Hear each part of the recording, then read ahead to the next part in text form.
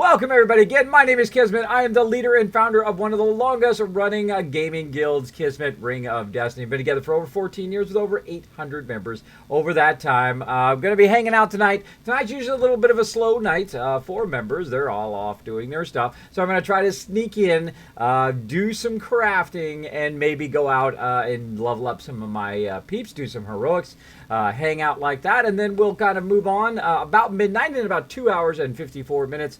We'll move on and play some Fallout 4. We still got a ton to do in Fallout 4.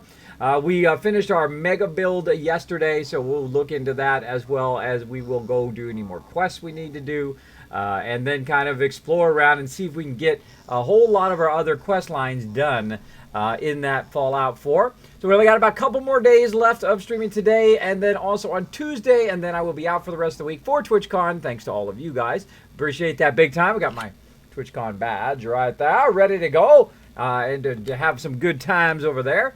And then I shall be back the following week on Wednesday. Of course, I'll leave all that stuff on my Twitter, and I'll also leave it in the title as well. So let's go ahead and throw some shout outs. What's up, Kids and Crew, says Kaylee. We got Ghost hanging out. Hello, everybody. We got, of course, my awesome mod, Chewy, DJ Chewy Baka hanging out, and Sister Wolf, both my awesome mods. We got Daniel the Red also hanging out. Tommy Two Guns, hey, what's up? What's up, what's up? Thanks for hanging out in the stream. Make sure I didn't miss anybody. Let's back up here. There we go. I think I got everybody there. That's right here at the top of the stream. I appreciate everybody hanging out at the top of the stream. Big time, big time. I've been having lots of fun actually getting back into the crafting and then trying to understand a bit more of how all of the stuff works in Star Wars The Old Republic. I'm a big fan of crafting, by the way, in most games. You can see I've been working very heavily on my people here. Now they're, instead of there being level like 20 and 5 and 3, now they're level 30. That means they do their crafting faster. They also sell stuff faster as well. Also, thanks, big thanks for that retweet. Oh, there's Tell Us How also hanging out. Show lots of love to Tell Us, my longtime member there. We also got Nashira hanging out. Hey, Nashira, thanks for hanging out in the stream. Appreciate it.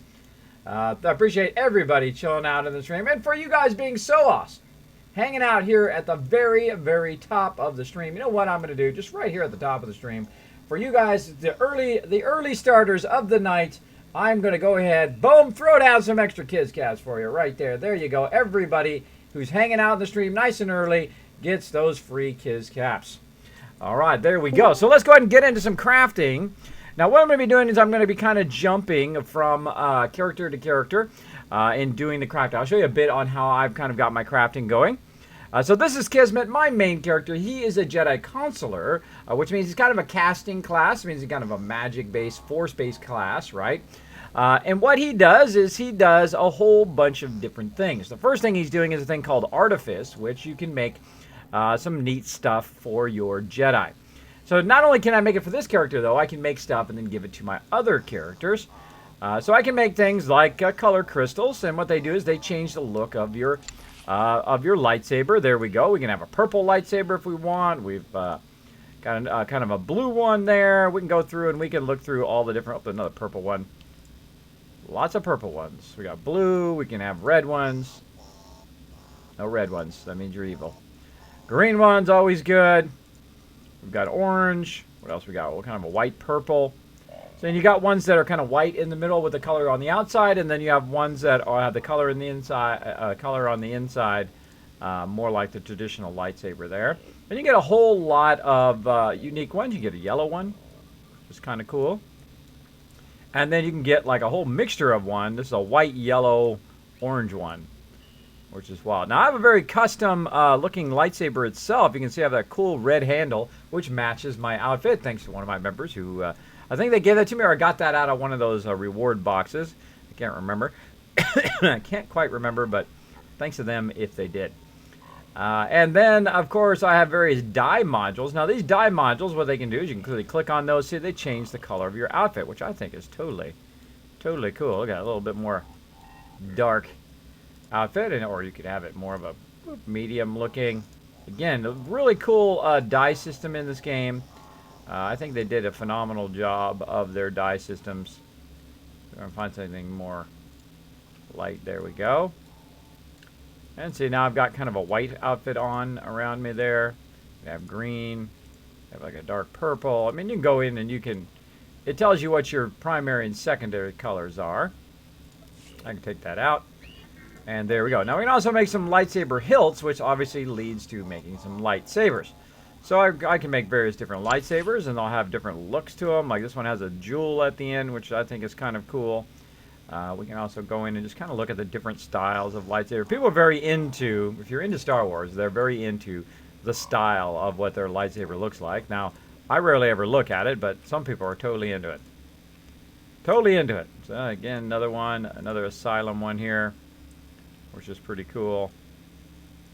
Now, they actually have some people who actually make these lightsabers like in real life, and they actually do a really phenomenal job. There's some that cost hundreds of dollars that are pretty cool. I'm not that into it. I'm not into that that many dollars for like a real life lightsaber. I don't collect real life items all that much. Occasionally, my kids will get me something cool, like my little Fallout 4 Raider. Yeah, that's cool. Keep it right here on my desk. I usually keep very small amount of trinkets, as I like to call them. I got my Guild Summit coin, which I've shown like a million times here on the stream. Keep that around here, just little knickknacks for fun right here on my desk to keep me inspired. So again, lots of lightsabers we can make there. Now, of course, there are different levels. They have different rating levels. Now, those rating levels are very important for your gear and leveling up your gear. Very important. The Ultimate Davies hanging out. Hey, kids, have a Instagram? I do not have an Instagram. I don't have anything really to post on Instagram yet, but maybe one day. We'll see. Heard a really good song today. Think you'll love it. Oh, cool, Chewy. Yes, we'll get the music going. You know, at the top of the stream here, I keep the music off, or maybe I might keep it off all night. We'll find out. But if you want to throw it in the queue there, Chewy, I will take a look at it here in a bit. So lightsabers, then we can also build up some relics. Now, relics are usually one of the kind of more difficult things to get the kind of higher end relics. You got to run Eternity Vault, and there's several other places where you can get them. Right now I've got two 216s, which is pretty decent, but I don't have the set item. Now the set items, where you get them out of the actual instances, the raids, those ones you don't have to click on to use, right? Because if you look at these, which is probably hard to see because it's really small for you guys, but it says use increase alacrity for 607, which basically means I cast faster. Now these actually I keep down here in my actual bar, so I can click on them, and they actually increase the speed in which I cast spells, which is pretty awesome. Or to use my force powers if you're really into Star Wars. You want to get Star Wars geeky up in here. And then those relics, you can take a look at them, how they compare. That's about a 200. And this is about also a 200. And as you go down here, of course, their rating will go up and down. Like these purple ones are actually better than the ones above them. And the reason why is because they are kind of a higher quality. The blue ones are the lower quality, the purple ones a bit higher, and so on. So if I wanted to go in and make a really nice item, I don't necessarily want to make this item right here. It's going to be 151 of 54. But if I look at these actually give me 175 and plus 65. So those are actually better.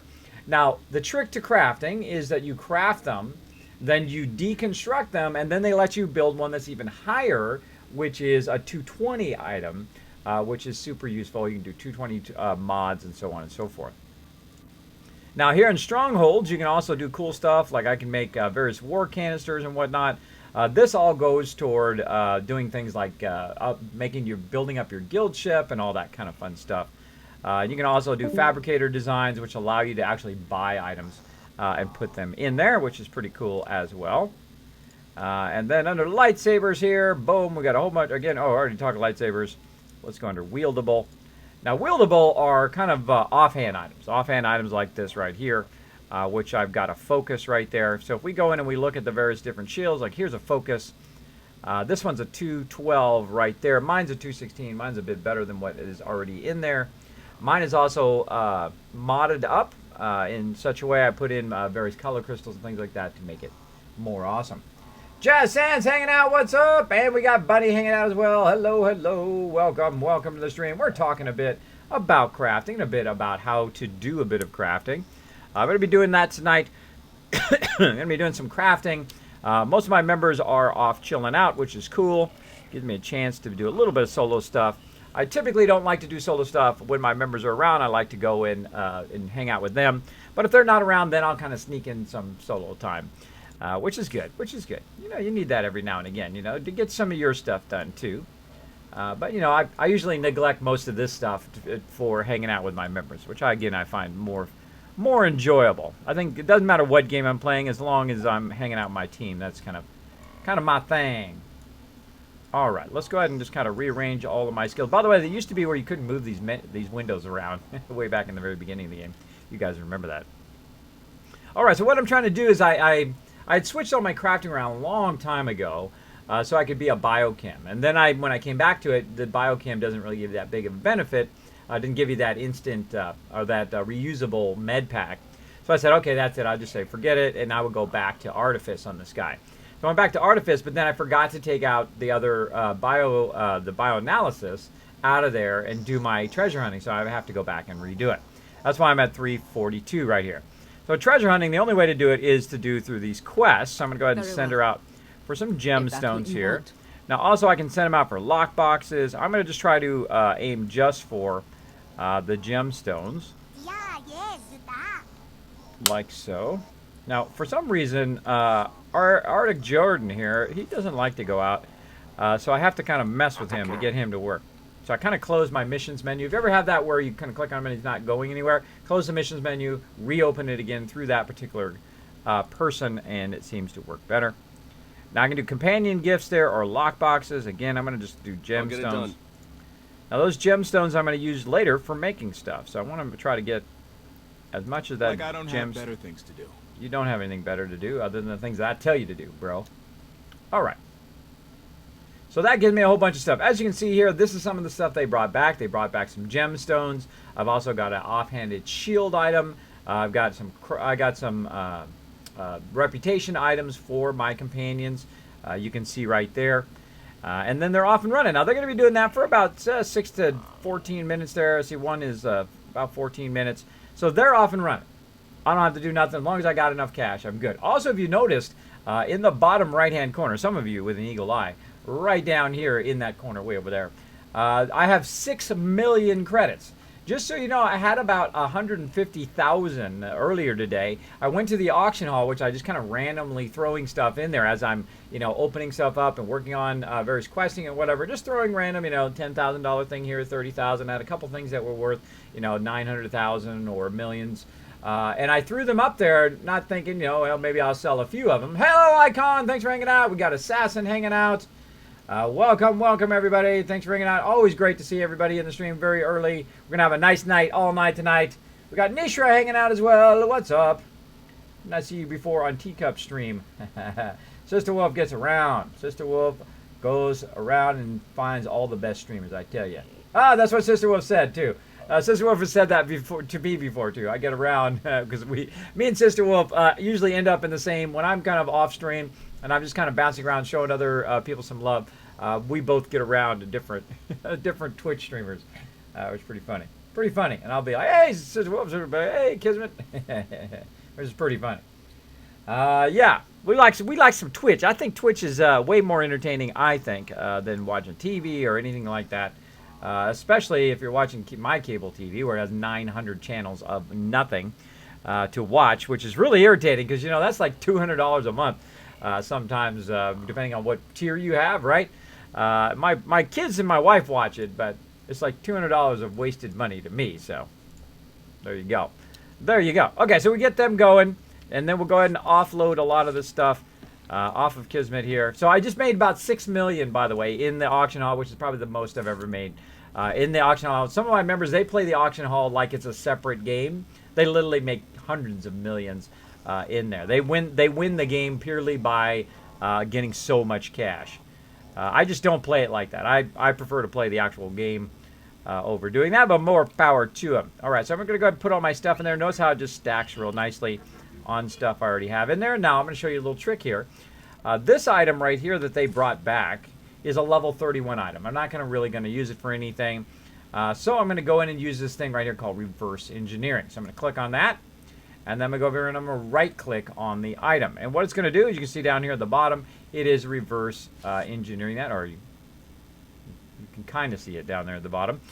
There's a little scroll thing there. Actually, you can't see that. Huh. Actually, let me fix that in my interface. Get my cast bar up there.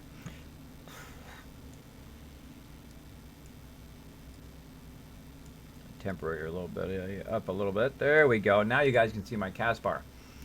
All right. Now that cast bar there basically just came up there and showed me that, okay, I'm going to reverse engineer it, or basically break it down to its base components, which right now I've got some extra silk from that item. So instead of selling it to the auction hall or to the vendor, I can actually get some of the items reclaimed, kind of like scrapping it in Fallout 4, if you're familiar with that as well. So there we go. Then we take it, throw it in there, and we're good. And we are off and running. Off and running. Okay, then we're going to go ahead and switch between all of our various characters. And then I'm just going to do what I've been doing, swapping from one to the next, which is what I do. What I do up in here.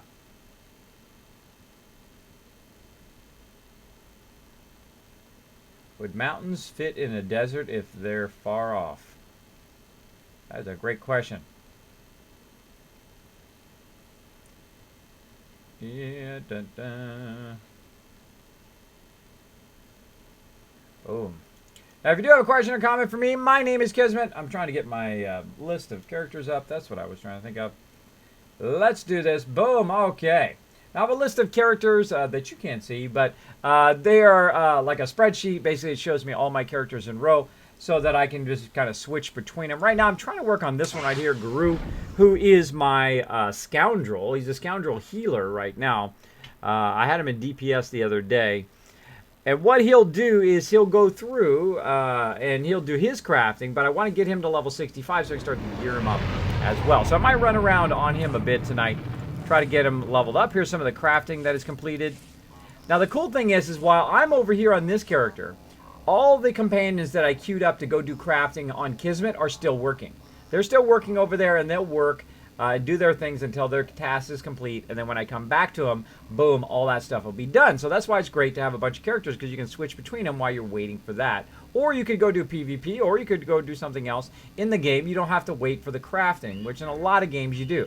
A lot of games you say, okay, I want 400 steel, and then you click it, and then you're like, da, da, da, da, da, you know what I mean? You're sitting there going, this is going to take forever while this is processing, right? In this game, you don't have that problem. I think that's one of the great geniuses of this game. Now, here we go. We've got a whole bunch of stuff from doing this. And I've got some nicer helmet there from that drop from the thing. I can't use it yet. I'm not level 65. But I did get a bunch of stuff from all my people I'd sent out in crafting. I'm trying to finish diplomacy here. So we will send them out. I only do light side quests. I do not do dark side quests. That is just the way I roll.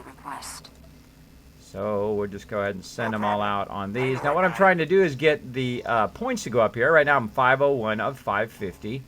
And every time I send them out on one of these missions, they find stuff, but they also bring up my crafting level for that particular thing. Now if it's gray like this, unless they critical, I'm not going to get anything out of that. So I'm going to go ahead and not do any more diplomacy. We'll just do the first 4 guys there. And then also I'm going to work a bit on bioanalysis. I'm only 514 of 550. So let's go ahead and send them out. Now, the things I always do is I want to send them out for the actual base component first. This one right here, Vapro Sampler. There goes Vodar. Making some Wookiee noises. And then, so we'll go to 8. And again, we'll do the same thing. Try to get that base component Nev Splicer. Boom. Even though it's gray, I'm still going to send them out for that base component. This way I'll have it for when I'm crafting, when I'm doing biochem itself, which I'm getting very close to being maximum. I'm 510. This way when I do things like cell graphs or whatever, see I need that Vapro Sampler, they'll go out, get that stuff. I can go ahead and craft that up and get to go. Now I also have a whole bunch of these I can make. I've got about 50 of them I can make. Look at all that, all those nerve splicers. That I can make a bunch of those and then also level up my crafting that way. And when these guys are done, we'll come back and we'll do that in just a bit. But we're going to go ahead and cycle through all of them. Now, again, I'm using this thing called the Legacy storage. If you see the 3 different storages there, there is the green one. Let me go ahead and get out of there. There's the green one, which is my personal storage, the stuff that this guy has on him right now, right? And you can see I've got all 6 bays unlocked. He's got some stuff you get right at the very beginning of the game if you're a collector's edition owner like me, if you've been in the game for a very long time.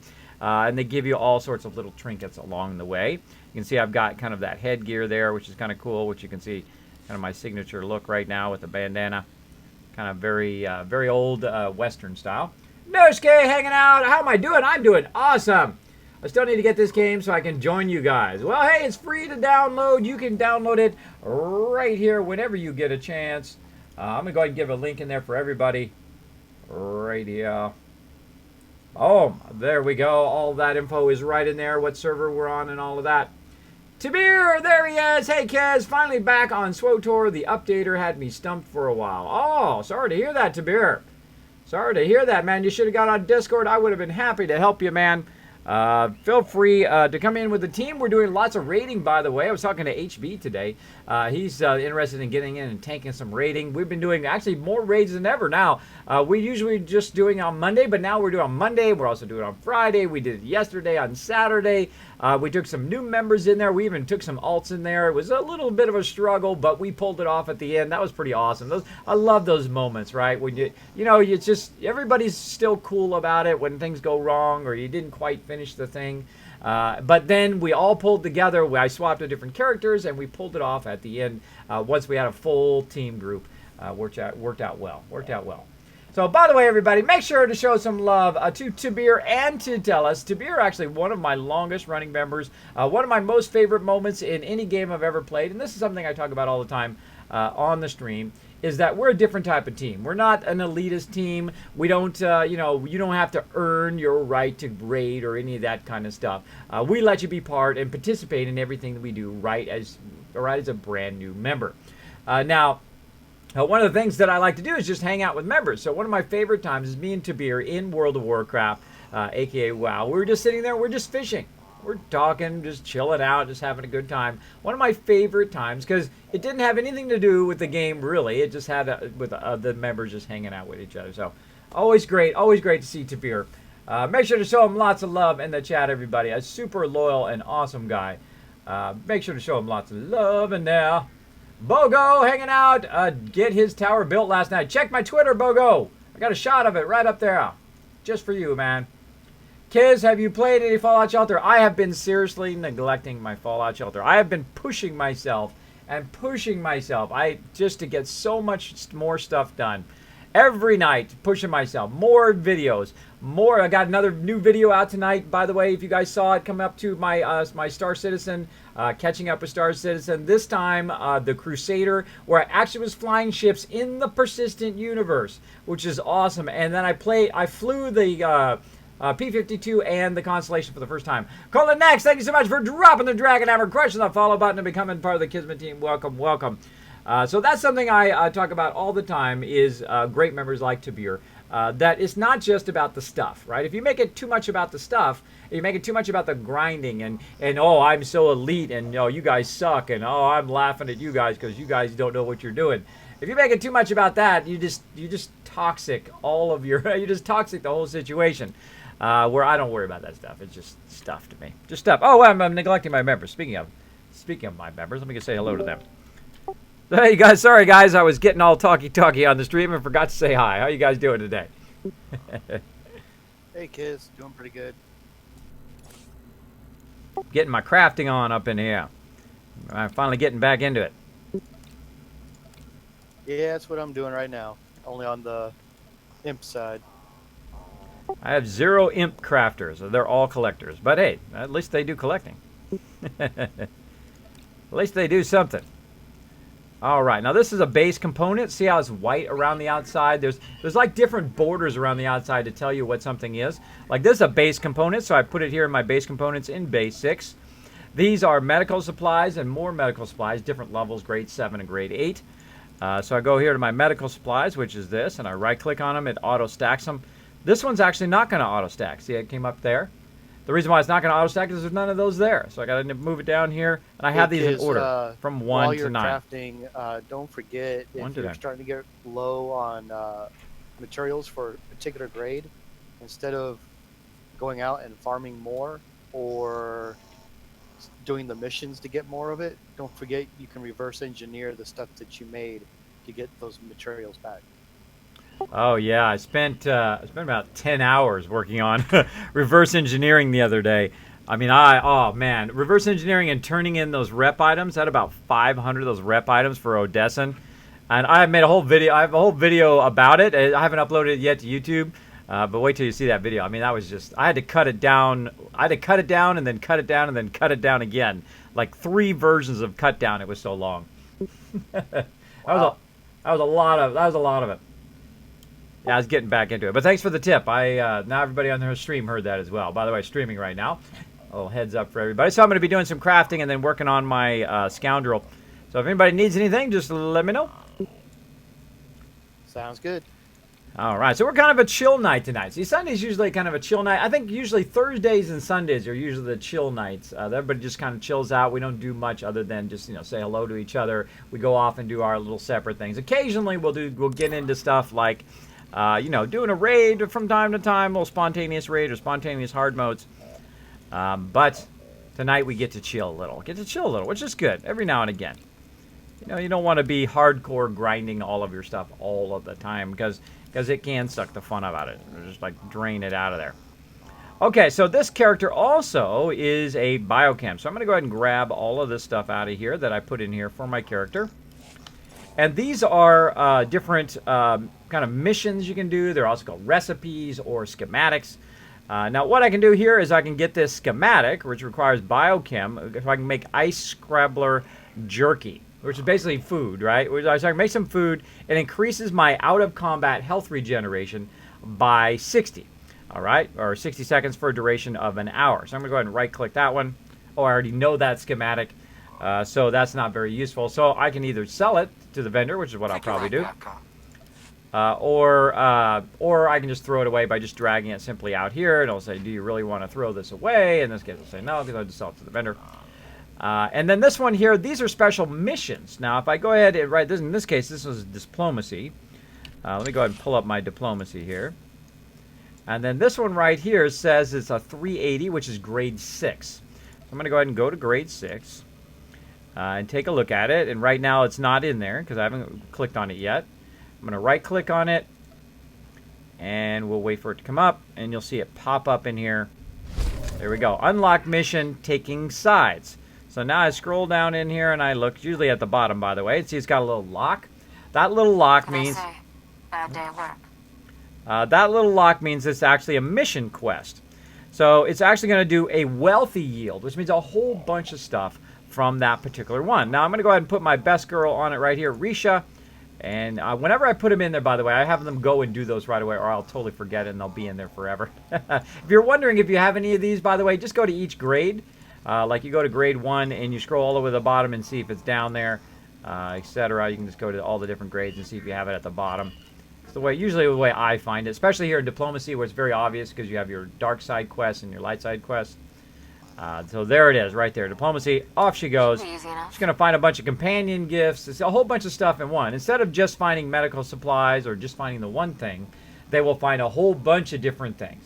And it'll be a big bounty of things, right? There we go. My Wookiee has got his job done. And so we've got another one here, but this one's grade 2. So we'll go ahead and right-click that one.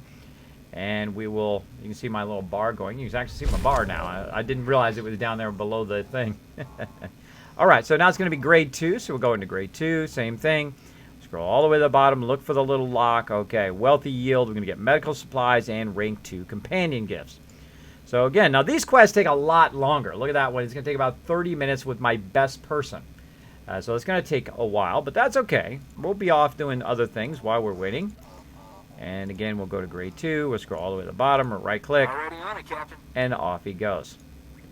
Okay, now we've got Bodar here. Now we're getting at 506 of 550, so we're getting up there. So we'll go ahead and send him out for more stuff. I found a way to improve upon your specifications, Master. And I trust we'll you get don't him mind. to go and get some more of those base supplies if I can. I don't have any I can do right now. And they're all gray. All right, well then I'll have him do some bioanalysis. Let's see if we've got some base stuff. Yep, Vapo Sampler. We'll go ahead and have him go look for those. And there we go. So now that's 22 minutes there, 5 minutes, 10 minutes, 11 minutes. So they're going to be doing that. Now, the higher level they are of influence with you, basically their affection for you, is how quickly they go and do stuff. So at level 10, they do it about 2% faster. And then at level 20, 2% more, and et cetera, until basically they get to a point where they're level 50, which is the maximum they can get to, influence level 50. And then because their level is based on your level, by the way, their actual physical level and their gear is based on your gear now. So you don't have to level them up separately. You don't have to give them separate gear. You just give them some base gear, even like level 1 stuff. And their gear actually is based on your gear now. You don't have to micromanage them like you used to in the past, which I kind of like that back in the day, but that's just me. That's just me. That's just me. Kiz, are you only uploading your streams to YouTube now? Yes, Nooshki, only to YouTube now. Eventually I will catch up and you will see them up there. I have so many, and I'm making more right now. I'm recording this right now. For those watching back on YouTube, thank you for patronizing my YouTube, for going in there and pressing that like button. Now is the perfect time to press that like button on this video if you're watching it back on YouTube. Thank you. Appreciate it. Tower looks incomplete. Needs some filling in. I know, Bogo, but that was pretty close to the max amount you could build there, which is a bummer. Kids, did you get Nuka World DLC? Absolutely, Bunny Girls. We were just talking about that. I was actually finished the Nuka World, and then I was doing a mega build at Nuka, called Nuka Red Rocket. There is a settlement there, which is pretty awesome. Very, very fun. It turned out really good. I thought it'd come out great. I love the elevators in there, how they actually come through the different stacking. And I thought the frame looked really good. And then I used an overseers. I converted from... See, I tried to use the concrete kit, but it didn't quite line up with the elevators. So then I went and said, you know what, let's use the warehouse. We use the warehouse with the elevators because they better stack with each other and they line up as you're going up the levels. Then at the very top, I showed how to do to transition from the warehouse to the atrium, and from the atrium kit, which is in the Vault-Tec, atrium kit to the overseers kit, which then, of course, you can make your own overseers office way at the top of the tower, which I think came out just phenomenally great. Phenomenally great, as well as we built a Kismet kill box on top of the bottles. If you look at that video, or you look at that screenshot real close, you can see there's actually a Kismet kill box just resting on top of that bottle, which I think came out great as well. And that was kind of tricky to get it kind of lined up, and we were really working on that hard. We were moving stuff back and forth, and I was showing how to move the entire platform at one time, or at least the base of the platform, and then once we had it in the right spot, we could attach the rest of it and round it out and put some stuff up there. It came out coolio. It's awesome. Kismet has a really cool elevator. I just said that. Hello, Pimp. What's up? Thanks for hanging out. We're going to have an awesome night tonight. Oh, Chewy. I'm just good with my fingers. Oh, that sounded bad. Don't you hate when you put your foot in your mouth like that and you say something that is totally innocent and then you go, oops. And then you have that moment like, should I be embarrassed about what I just said? Here's the great thing. Don't be embarrassed about it. You know why? Because everybody does that. Everybody does that. As long as your intention was originally harmless. Okay, so we're going to keep that going. Now, again, if you have lots of characters like me, the thing to do is just keep switching your characters. So I'm going to go ahead and switch to the next character here. That was Guru, and now we're going to switch to my next character. Next character. Boom. Big bada boom. Boom. All right. Every time I say that big bada boom, it makes me want to watch that Fifth Element movie. So good. So good. I love that movie. I mean, it's not, it's not Star Wars, but it's not too bad. It was actually surprisingly way better than I thought. And now every time it comes on, I'm like, oh. And I call that, by the way, for those, you guys know what I'm talking about, right? I call it remote setter down, right? So, like, if you have a movie you like, and if you're just flipping channels, usually what I'm doing is looking for movies, because all the TV shows suck, usually, except for just a very minor few. So I'll be flipping the channel whenever I'm, like, on a break. I'm like, okay, everything's processing over here. I'm doing videos, or I'm waiting on stuff on my computer. I'll go watch some TV for a bit, and then whenever I see something like that, I'm like, oh, Fifth Element, oh. Set the road down. I'm going to watch the rest of this, right? It might be like 3/4 the way through. Watch the rest of it for a good, 30 minutes or so, and then move on to whatever else I need to get done. All right, look at all those crafting items we just got. Now this one is my Sentinel, which is one of my favorite characters in the game. He leaps in there. He's got double lightsabers. He does some cool stuff in the game. Now he's also one of the more unique things that I really like called cyber tech. That's what he does. He makes actual stuff like speeders and other cool things like gadgets he can make, like hover bikes right here. You can have him do, you can make grenades, mods, which are super useful. These mods, basically, you put it in your gear and it makes your gear stronger, which is super cool. And right now I'm in here making some assembly items. I can make 9 of these, so I'm going to go ahead and get, not my main guy, I'm going to go ahead and get my robot here to make 9 of those, or as many as you can. You can do 5 of them at a time. And same thing here, I get this guy, and I have him doing that, which is going to build up my cyber tech. Now, while I'm waiting for him to do that cybertech, again, I'm going to need some more of this Venom Flux. So I'm going to go ahead and send those guys out to do that. And I always look for that first. And usually want to send your best guys on it. Let's go Aetheric Flux there. You can only do 1 per grade, by the way. I can do 1 at level 9 and then 1 at level 8. There's not multiple quests for that same base Flux stuff. See you when I have something. There we go. Off they go. And then I've got a whole bunch of patterns in here, and I'm just going to buy them all. Not that I'm ever going to use them all, but I just buy them all because I'm a bit of a collector. I'm a bit of a collector. I like to collect them all. You know what I mean? If you Pokemon, people into Pokemon know what I'm talking about, right? I like to collect them all. Every time I say Big Bada Boom, you think, yeah, Big Bada Boom. Exactly. Like synonymous with that movie now. Synonymous with that movie. Okay, so there we go. We've got all those guys going, but we still have 2 more guys here that we can have them doing something. So let's go ahead and look and see if I have any of those bountiful quests in here. I can't remember if I put them here in this.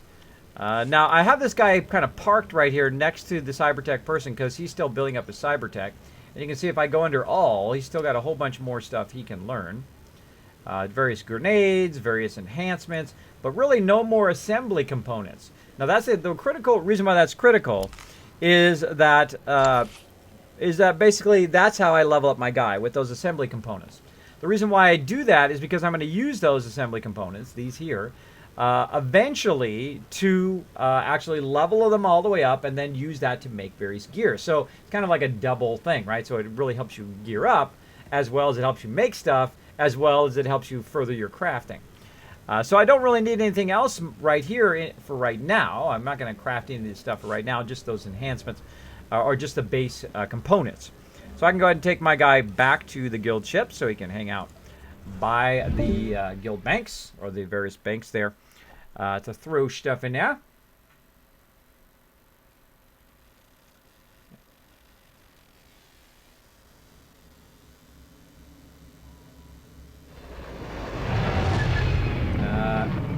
Right as I hit enter is when you explain that it makes you want to watch it. You're so good at that, hence your name. Yeah, I'm telling you, that's why people call me Kismet, because I'm usually about a minute or 2 ahead of the conversation. I don't know why. I can barely remember people's names or phone numbers, but that I can do. I'm also very good at maps. I'm very good at finding my way out of mazes and puzzles and things like that, which is what makes me a good asset on the team.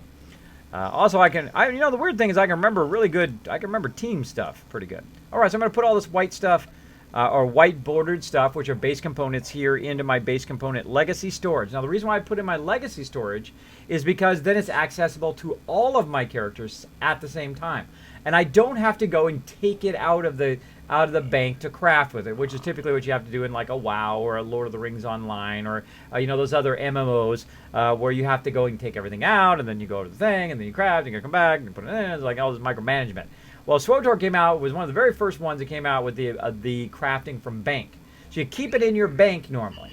But they came out with a legacy, which is totally worth it, by the way, to unlock that sucker all 6 bays easily.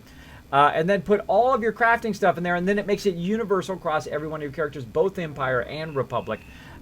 So you can actually put all of the stuff in here, and every single one of my characters can access it, which I think is great. I think they should do the same thing with the money. I think they should make the money universal across all your characters. I mean, you could just go to each character and send them money anyway. I think any modern MMO should make the money universal across all characters, so you don't have to go back and forth and send them money or whatever. That's kind of ridiculous. One of the people that actually did that is Guild Wars 2. They did an amazing job on that, by the way. Combining all of your various stuff, that you find, like your trinkets and rewards and all of those things, and put them all in one gigantic wallet that works across all of your characters simultaneously, so you're not jumping back and forth and back and forth. One thing I like about Guild Wars 2 is the fact that they took away a lot of the tedium of MMOs. Like, you don't have to go to the bank all the time to craft. They allow you to craft from bank. They took away the having to fight over mobs and fight over nodes. Like, a lot of you know, right? You're running up on a node. Oh, there's a mob there. You're killing the mob. And then out of nowhere, somebody comes from behind you, boom, grabs that node, and then takes off while you're trying to clear the node of all the bad guys. They came in, grabbed it, and took off, right? And you're like, that guy took my node, and then I had to go kill him. And then his guild came and then killed me. And then I got a few of our guild members while you were offline, Kismet, and then I went and killed them. And then they got more of their guys, and they killed us. And then before you know it, it was an all-out guild war going on. And then I log in and I have like 50 mails of, hey, everybody started all of this stuff. The days of, those are the WoW days, by the way. The WoW days and the Lineage days where some guy stole something or hit somebody's mob, and then it was like, all of a sudden it was like a giant war. Which is usually, we won those wars, by the way, but I would go in and I'd say, hey, you know what, I'm going to talk to their guild leader, talk to mine, and then the guild leader would talk to their member, and I would talk to my member, and so on. Because that can get really out of hand. They get really out of hand. People hold grudges for that kind of stuff as well. Okay, so here we go. We've got some more stuff. Now, I've got this thing here, the Duracell Cyber Assembly Component, something that they're making. I also throw that here in this level right here. I just go ahead and throw it in so that it is kind of accessible by everywhere. And the same thing here with these other components. Anything that looks like it's actually something I made, I'll throw that in there so I have those various components to work with. Now, these other things here are fabric. That's a component item. And some of these are actually companion gifts. That one's a companion gift. This is a companion gift. And these are all crafting materials, like so. And then this is actually a pattern for synth weaving. Now, I don't think this guy's my synth weaver. Who is my synth weaver? It is Kislinger is my synth weaver. Now, my patterns, I put them in the first one here. So I've actually got several patterns. I actually got a pattern for a speeder here, which we'll grab off of there. And I have them all in here in a certain order, right? I have them from 1 all the way up to level 9. Those are color crystals. These are even more color crystals down here. We got grade 6, grade 7, and grade, but they're blue color crystals, right? These are green, blue, red. And then these are gleaming or kind of a random color crystals. They're called power crystals. They go all the way up to rank 9. Okay, now rank 9 is the highest ranking crafting you can do right now. I hear they're going to have some more down the road, but really they've done a great job, and I went in and organized it like this so I can just basically go in, look at what I need, and say, okay, is this, can I drop it in this one? No, it's not that one. Let's go look here. Okay, we've got some scavenging compounds, which we've also got some fabrics in here. Down here you can see there's some charged hypercloth. I've also got some here. Now, here's another great thing that it does. When you right-click on it, boom, it automatically stacks it in the right place, which is so nice. Now, I've also got this up here, which is silk. We're going to pull that out. That actually goes over here because I've got some, see right there. Right-click it, boom, now went to 67. Now, if anything shows up here on the right side, then that means it's not supposed to be there. But otherwise, I'm going to just right-click on this stuff. It'll automatically stack and all this. It kind of looks like it doesn't do anything, but it is auto-stacking among all of that stuff. Now, it used to be we could only stack to 99. That's right, 99 is as high as you stack. So, like right here where I have 690 of these, that would be 7 stacks. That would be basically a whole row for just that one thing. Well, they changed it where now you can have 999. So you haven't played the game in a while. When you come back to the game, the first thing you want to do is pull everything out of your bank and then put it all back in there and let it stack back up again. And literally you'll get like 3 or 4 more bays back. You will get massive amount of room back because the stacking is 10 times higher than it was before. Another amazing change they did in this game, along with the whole bunch of new stuff they added. Super cool, super cool. Kala says, wait, Kismet is an actual word. It is. Kismet is a word. It means destiny or fate. It's actually a Turkish word. Been around for thousands of years. And there we go. And that's how I got the nickname. So I got a nickname a long time ago. What chance do we stand against Kismet? Well, I just happened to get ahead of conversations. If I could tell what the lotto numbers were, we'd all be hanging out in Hawaii right now, having pineapple Leilani smoothies, and be chilling out, having a great time playing some games, right? We'd run to the beach, we'd chill out, and then we would come back, we'd play some games. I'd build a giant, by the way, if I'd won that $500 million, I would have built a giant Kismet gaming center in Hawaii and then invited gamers over. Talk about a gaming gaming house. That would have been insane. That would have been the largest gaming house of all time. I would have probably spent about $250 million on it. It would have been the biggest and bettest. Hey, Silver Squirrel, thanks for hanging out. Great name, by the way. Love your name. Hey, Kismet, I hope it's okay. I put some in the guild bank. I hope that's okay. Yeah, go for it, Tevark. That's what the guild bank is for. It's for new members to get in there, or especially new players. Because we take members, whether they're brand new to MMOs or whether they've been an old hat at it, right, for years and years. And it's great to kind of put some stuff in there to get them started. Especially when they've done their new member quest, they get upgraded to full member, honored member. They can go into the guild bank and take some of that stuff out. And then use it to get their characters going, which is great, which is what it's there for. It's there for. All right, again, notice I'm getting some of base components, and I'm getting that all stocked up. Because once you start getting back into crafting, you need to really stock on that base components because you're going to use a lot of it as you go along. All right, so and let's go ahead and check out this pattern. And I'm going to go ahead and pull up my Cybertech. See what's going on. You know, they're constantly moving these windows around, by the way. Okay, so the name of this one is the Vectron Scavenger, and I think it's going to be under Gadget. Let's go ahead and right-click on it. So I'm going to learn a new pattern. Now, you can learn patterns not only from the trainer, but you can also get, there we go, Vectron Scavenger. Not only can you get it from the trainer, but you can also get it as different patterns you can buy. Now, you can buy them from the auction hall. You can actually send out your people who are doing various quests, right, to get those patterns as well. Which one is the patterned one? Yeah, I have an actual note. Investigation. Investigation is the one where it goes out and finds a bunch of patterns. You can then give those patterns to your different crafters, and then they can do things like that, like make cool new speeders. Now, of course, I'll make one of those for my member. We can also preview it, which is another great genius of this game, is I can hold down Control and then left-click, like so, and check out what it looks like. See? That is cool. That is cool stuff. Hey? Oh, I'm making one of those for Kismet at some point. At some point. All right. And how are we looking on our crafting here? We're getting close. We're 510 of 550. We've got a couple more people just chilling out. We'll have them go and get even more materials here. There we go. More flux. And we can also go in and get See you when I have that something. one. Okay, now another thing I can do here is if you're using your legacy storage, and I just realized this again for the other day.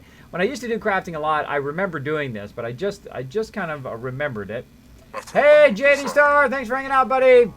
Always good to see you. Appreciate you hanging out in the stream. Always good hanging out. Appreciate everybody hanging out at the top of the stream here.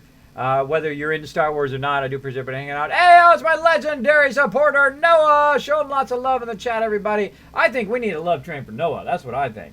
For helping me get to TwitchCon, for that awesome support. By the way, to all my Patreon supporters, thank you so much. You guys are the ones that supported getting these Kismet t-shirts, getting that swag to send out to people. Let's get that love train going. Love train for Noah, everybody. Let's go.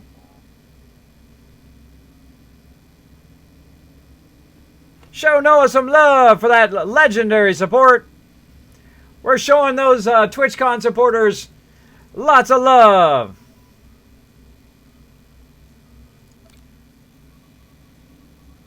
Now all you need to do is go into the chat, throw some hearts in there, throw some icons, whatever you want. Show them some love for that awesome support. They're the ones keeping the stream going from those donations, whether you donated $1 or up over $100 as some of my legendary supporters have. They're the ones keeping the stream going. All that money just goes right back into the stream again for special events like t-shirts, for giveaways, as well as a fundraiser to get other things like going to TwitchCon and things like that. I do appreciate it big time. All right, let's crank it a little bit.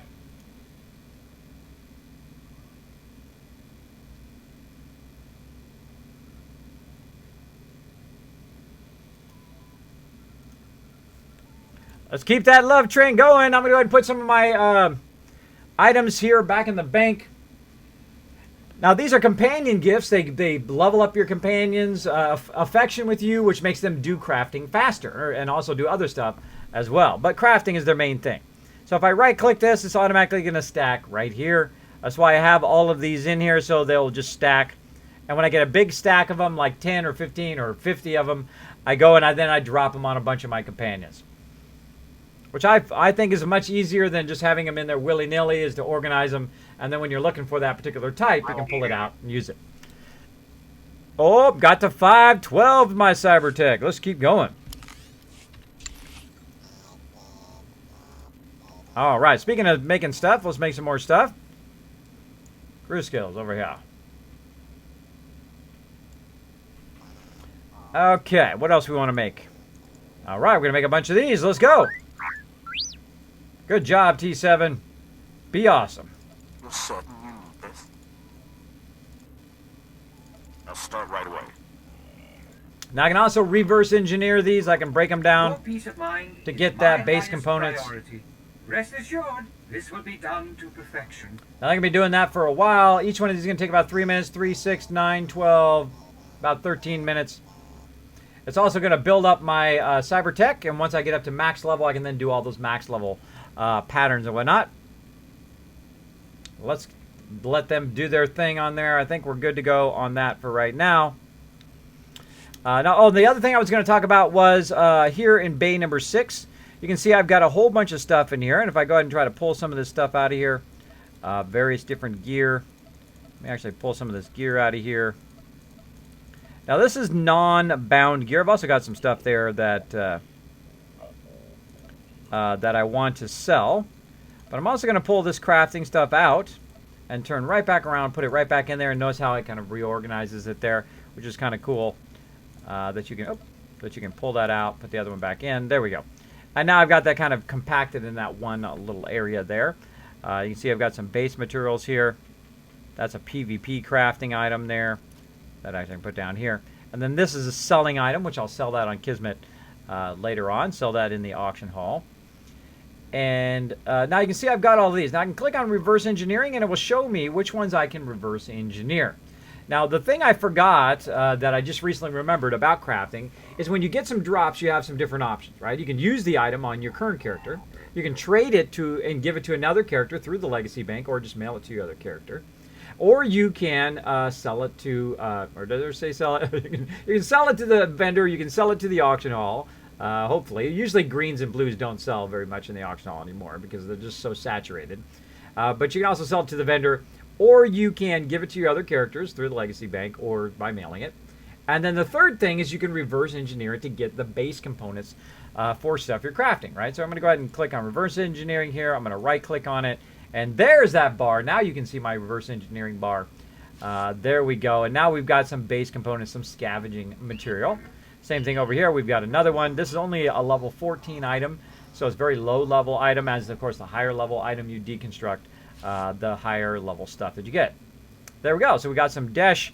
Now I've got a whole bunch of that right here. You can see I've got about 690 of it. I'm going to go ahead and turn my reverse engineering off and put that in there. Now I can also reverse engineering these assembly components, which I don't want to do right now because I actually want to use those to assemble stuff later on. So again, you can just keep all your extra stuff if you've got extra room like me here in one of your bays. I can actually keep it, say, here, let's keep it here in bay 5 this time. And I can just keep it in there, and based on which person I'm on is which person can go in and deconstruct it. Now normally orange ones you don't want to deconstruct. There's a level 23 orange one. If I go ahead and control left click on it, we can take a look at them boots. Kind of more like ninja socks to me. But basically, based on what crafting they do is whether they can reverse engineer it or not. All right, and then we'll go ahead and put that back in there. And I wonder if I click this, if it does it. See, it doesn't de-highlight in there. You have to actually put it in your inventory. It'd be nice if it did it in the legacy storage, right? When you click on it, it dims the one that you can't use, and then you can pull them all out of there, the ones you actually can reverse engineer on that character. There we go. Look at all that love for you, Noah. Wow, look at that massive love in chat for you, for all that legendary support. Even some people who are normally lurkers coming into the chat to show you some love, man. That is awesome. Chrome crashed. That's a bummer, Noah, but believe me, man, that was a ton of love for you, man. Ton of love. Ton of love. And again, they'll continue to work away on that. I don't have to wait here on this particular character. I'm going to go ahead and go to my next one. And I'm really having a lot of fun doing this, by the way. I'm having a lot of fun doing crafting. Sometimes, you know, you're off doing a whole bunch of other stuff, and you neglect this kind of crafting stuff. Like, I'll be off doing radio, I'll be off doing heroics and flashpoints and all that stuff. And all of this stuff I usually don't have time for. It's nice to kind of sneak in there and have a little bit of time from time to time. So, boom.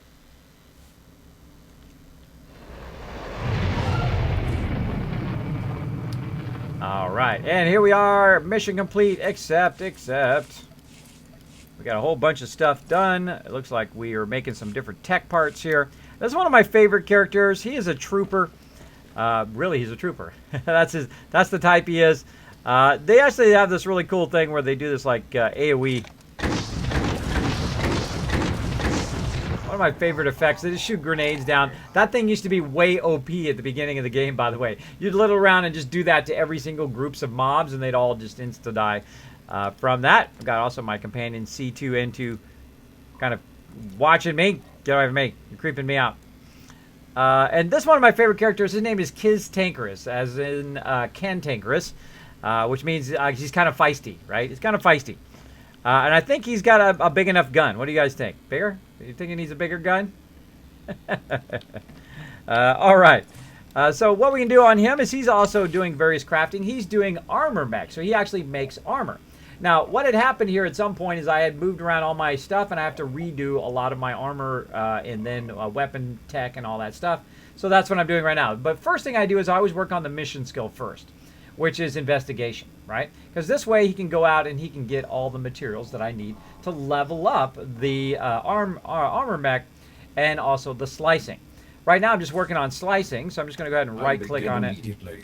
And send them out, and you can see there's different slice tech parts and so forth.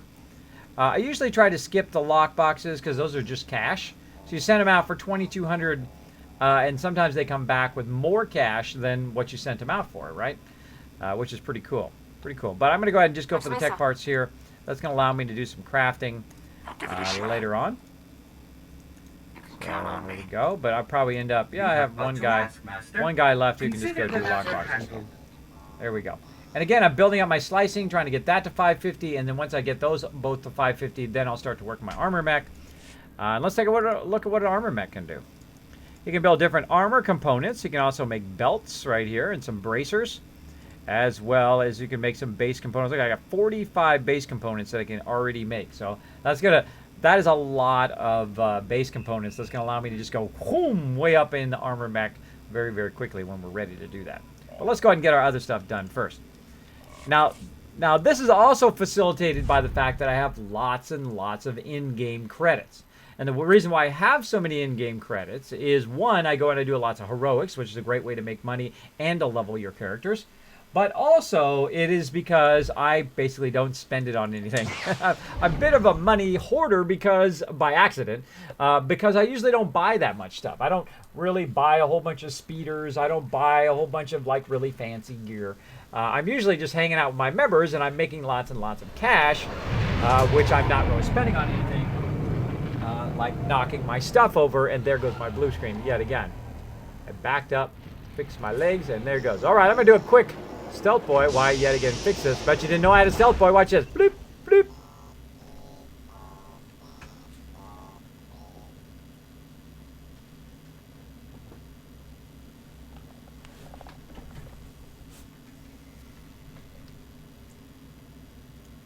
Bloop. I'm back. I knocked that thing over. I really got to fix it. Every time I say that about 10 times a stream now. Gonna fix that. I gotta either put it up higher. I gotta attach it to my ceiling here and do that. Probably something I'll try to figure out after TwitchCon. Or I gotta put a heavier base. I put like a 20-pound base on that light, because the base of it's really small. So if I just barely tap the thing, and boom, it falls over because it's top heavy because the light is on the top. So I think I'm gonna put like a 5-pound weight on it or something. That might be an idea. Just get one of those really tiny heavy weights. Just do it the man way, right? you know, most people, they would find some very, or, you know, an engineer would find a very engineer way of doing it. Everybody else just duct tape it on there. Duct tape it on there so it stops getting knocked over. Knocking it over and messing up a blue screen. You think GameStop is a good job? Yeah, well, hey, if you enjoy games, go for it. I don't know. I've heard it's hit and miss. It's really up to you. It's up to you. Oh, what happened? Get you some free game codes. Oh, there you go.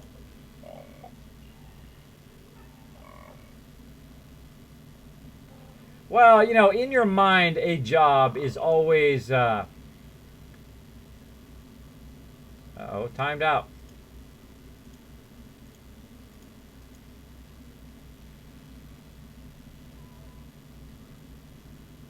Uh-oh. Saltbot get you there? Nobody got you there, Noah. Yeah, well, any job is like that, right? You build up this idea in your mind that you're going to be hanging out, talking games all day long, and then this really turns out to be work, right? Any job that you have is typically work. Even if you're a live streamer like me, you have to do what you would think would be like your dream job, but there's a lot of work that goes on behind the scenes. The same thing about being a guild leader. Everybody thinks, oh, you know, you're the guild leader. You just kind of chill out. I think I got all my chores done now. I think you just hang out, you chill out and have fun, you know, playing games all day. But really, behind the scenes, I just spent 10 hours today working on that video that I just uploaded for Star Citizen.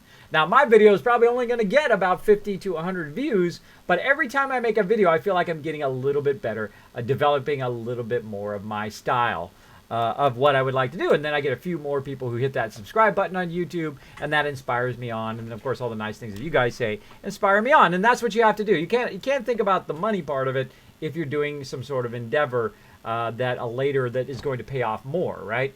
Either you get to do what you love to do, which is what I love to do. I love doing anything I love to do because then it's not really a job, right? To you, you have a passion for it, and whether you make, you know, just enough to get by or whether you make, you know, a whole bunch, doesn't really matter because you're doing what you're enjoying, right? You're enjoying it. Like I love streaming because it's like literally like feels like 10 minutes have gone by the end of the stream, right? And I would love to stream all the time, right? Like some of the streamers, they stream every day. They stream 8 to 10 hours a day. I would love to do that, but in my life, I have to balance my health and my wife and kids and also gaming and doing videos and my guild. So I have a lot of things going, and I'm juggling those things, right? Dun, dun, dun, dun, dun. Oh, now I got to do the song. Now I got to do the song. Hold on. Let's do it.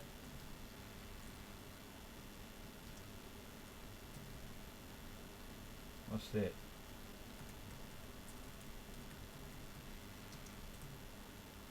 Let's do it. Juggling. I gotta get the circus song going on. Let's see.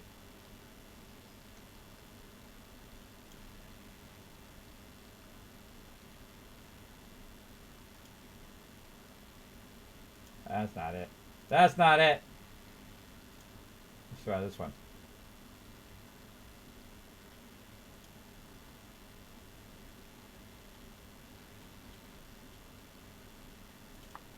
Kind of it.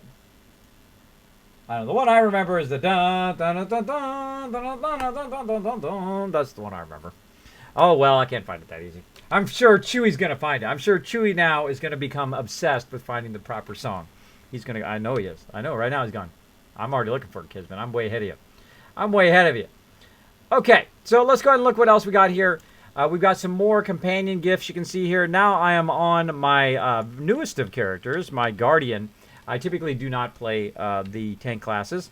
My members are way better at that than me. So I'm going to go ahead and send them out here for some research compounds, like so, to get that leveled up some more. You can see I'm working up this character, barely getting started, level 41. And I'm trying to get the crafting all the way up, investigation, scavenging, and then arms tech as well. And you can see I've got a whole bunch of companion gifts that I can give to them when they're not doing stuff. And then now we've kind of gone full cycle. And we will go back to Kismet here. And see if we can get his stuff going on. Back to Kismet. Oh. So, and I think Rebels is like... Listening to what my members are talking about. 4 years out, something like that. Oh, yeah. Talking about something. Yeah, I think season 1 began like roughly 5. Oh, look at some them years. gemstones. All right, they're talking about Star Wars. They always have some interesting conversations going in the chat. They talk about Star Wars. We're talking about games. We talk about all sorts of cool stuff. That's what's nice about people who just like to chill and aren't yelling and screaming and using the F word every 2 seconds in there. So here we go. We've got some gemstones back, which we're going to use for crafting, which is awesome. We got some more gemstones, some grade 5s there. Oh, that one failed. Lana failed me on that one. And then more assignment here, more gemstones. More level 5 gemstones. And there we go. And also something going on here. Oh, another successful sale. Another, whoa! Another, I sold that one for 75,000. A pale blue and medium purple module. Dye module. Awesome. Awesome sauces. Okay, now speaking of selling, I made over 6 million, I think 7 million now, in the auction hall. Just selling just random stuff that I've been collecting. And speaking of random stuff, we had all these ships here to sell. I'll show you how to sell stuff. This is going to be coming up also in an upcoming video I'm working on about crafting and about reverse engineering and about all the kind of stuff you can collect, and a great way to sell stuff in the auction hall. But you guys can have a preview right now before that video comes out. So here's how I do the auction hall. Now, some people, they figure out the prices and the prices of it going up and down and how the market is doing and all of that stuff. Me, you know what I do? I hold down Shift and I left click on the item. And what it does, it puts it right up here in the window. So I can go ahead and search for it.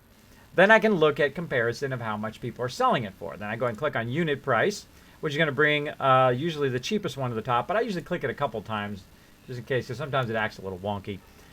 So it's 28,000 is the cheapest one I can buy right now. I can hit buy item if I wanted to. So what I do is simply undersell. Now you can go sell and then take this and then drag it in here, which is one way to do it. But a quicker way is just to right click on the item. Even if you're over here, by the way, even if you're over here searching, you can right click on the item and then it automatically takes you to the sell because they thought that stuff through, which is pretty nice. Right, and then we go back to buy, okay, 2,800. Well, if we want to undersell this person, we simply go buy 1 credit, 27,999. Now, have you ever noticed when you buy something at the store, how it's 99 cents? Like something that is $29.99, it's really $30, right? But $30 feels like more than $29.99. You're like, $29.99, I can swing that. Oh, but $30, that's too much, right? It's actually a very funny thing that is in people's minds. The next time you go to the store, notice that everything is 99. That is so it feels less expensive to you when you're buying stuff. Everything's $199 or $149. These various prices are there for advertising reasons so that you feel like it costs less. And that's the same thing that works in the auction hall. It works anywhere if you do a $9.99. Now, also, I'm going to be underpriced from this guy, but by only 1 credit. So person's only saving one credit, but it's the same item anyway, so he might as well buy it for 1 credit less, which is what I do in the auction hall. So I'm going to go ahead and create a sale. Now I can also choose 1 day, I can do 6 hours if I want, or 2 days. I usually do 2 days. That's just the way I roll. And then create sale. Now once you've put one of them in there, you can see I've still got a whole bunch of stuff in here for sale. Some things as high as 4 million. I got a 4 million one here for the Wicked Huntress, which is less priced than all the other people in there. See, I just searched for it. This one up here you can see is 7 million, 7.5 million, just some random stuff. And I just searched it by where it is. See, there's another one that's in there for 6 million, right? And there's somebody who's got hundreds of millions that will just go, oh, that's nothing, and buy it, right? It's all relative based on how much you already have in the game. And again, so I've got a bunch of these, also these cat ones. And let's go back and see that one here in the list right here. So I've got a champion in there. I've got the scythe in there and a taxi. I've actually already got a taxi. So I've got one going for $44,999. Now, the problem is, of course, again, I'm going to shift and left click. There we go. And it shows up there. I'm going to search. The problem is people are going to do the same thing to you, right? So mine is $44,999. It's right here. Then, of course, somebody put it there. It's at $44,50 and $40,000, $40,000. And again, down the road. Now, you don't really want to cancel your stuff if that happens, because otherwise it actually costs you money to cancel it and bring it back out and then resell it. But what I'll do is just try to undercut them again. So $39,999, especially on the weekends when people are buying a bunch of stuff. So put that in there. $39,999. Notice that it automatically kept the 2 days and create sale. Now, if you were really watching the prices going up and down, you could buy out the lowest ones and then boost the price of yours. And then if you do it just right, people will buy them for more expensive. And then, of course, you bought it for cheaper and you're selling it for more expensive. I see people do that in the auction hall all the time. They'll go in and what they'll do is they'll buy out the cheapest ones, like the ones that are $40,000. They'll buy those out and then set it at $60,000 or $59,000. And then basically they make $10,000 just from buying the item and then upping the base price if people are willing to buy it for that upped base price. And then go from there. Now, you can make a good amount of money in the auction hall from definitely doing that, watching the prices going up and down, selling it, look what the hot item is, what people are buying a lot of, and sell those as well. Me, I don't do any of that. I don't do any of that. I just usually play the game. But you can totally do a lot of fun stuff here in the auction hall. Now, I already own all these speeders, by the way. That's why I'm selling them. Otherwise, I would use them on my current character. So again, we'll go in here. We're going to say shift and left click. It's going to put the name of it up there. We're going to search for it. See what the cheapest price is. Right now, $35,000. So we're going to put it at $34,999. So, and I like to put it as $9.99, right? I like to put it there $99 because it just feels like it's cheaper to most people. Now I got 3 of them. So normally you don't want to oversaturate the market. You don't want to put too many of them in there. But me, I'm just lazy and I don't want to look at them. So I put them in there. I'll even undercut them for super low. I don't care what I sell them for because I don't really care about the money that much. I just don't want to have the item in my inventory. Now, if members would like those, by the way, usually I'll sell it to them or even give those away from time to time. Bobby SWTOR, hello! Thanks for hanging out on the stream. Hey, kids, have you ever played Star Wars Heroes? I have not. I have not played the Heroes. I have not. Hey, why are the names all random colors?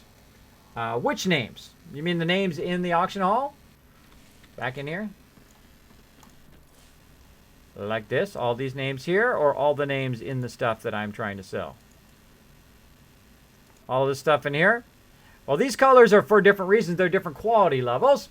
Bobby SWTOR has dropped the Dragon Hammer. Crush the follow button and became part of the Kismet team. Welcome, welcome. Let's show him lots of love in the chat, everybody. Thank you. All the names here are different colors because they're different quality levels. Like blue would be lowest, and then you would have green, then you would have like purple, and then you have stuff that's even higher than purple. Let's see if we can find stuff that's really expensive. Let's look for dyes. We'll go ahead and search for dyes. You can see that the dyes are purple, and some are green, you can see there, and some are blue. Now, the funny thing is the one thing that is backwards in Guild Wars 2 is that the blues are actually higher quality than the greens in that game. But in this game, the blues are the lower quality and the greens are the higher quality. And they have a very specific name for them, like epic and basic and all of that stuff. But I don't remember what it is. Oh my God, why me though? Thank you so much for dropping the Dragon Hammer, crushing the follow button, and becoming part of the Kismet team. You thought I wouldn't get that one, didn't you? Thank you so much. Love the name. Thanks for becoming part of the Kismet team. Let's show him some love in the chat as well. No, Kaylee. Kayla. Saltbot got you. Sorry about that. Saltbot getting a little salty up in there. You do too many emotes, he gets a little salty. He gets a little salty, but I think he owes you an apology. I think, hey, you owe me an apology. From that awesome movie Popeye, by the way, if you guys never seen that movie. So good. So good. He owes me an apology. You owe me an apology. All right. Let's get Saltbot in here to apologize right here. Boom. I don't know why I have that down so far in that thing. I'll move it up here. There we go. Keep looking for it every time. Boom, here's your personal apology from Saltbot. This Saltbot is my one of my moderators. He is aka Nightbot that watches over my chat. And here you go, your personal apology.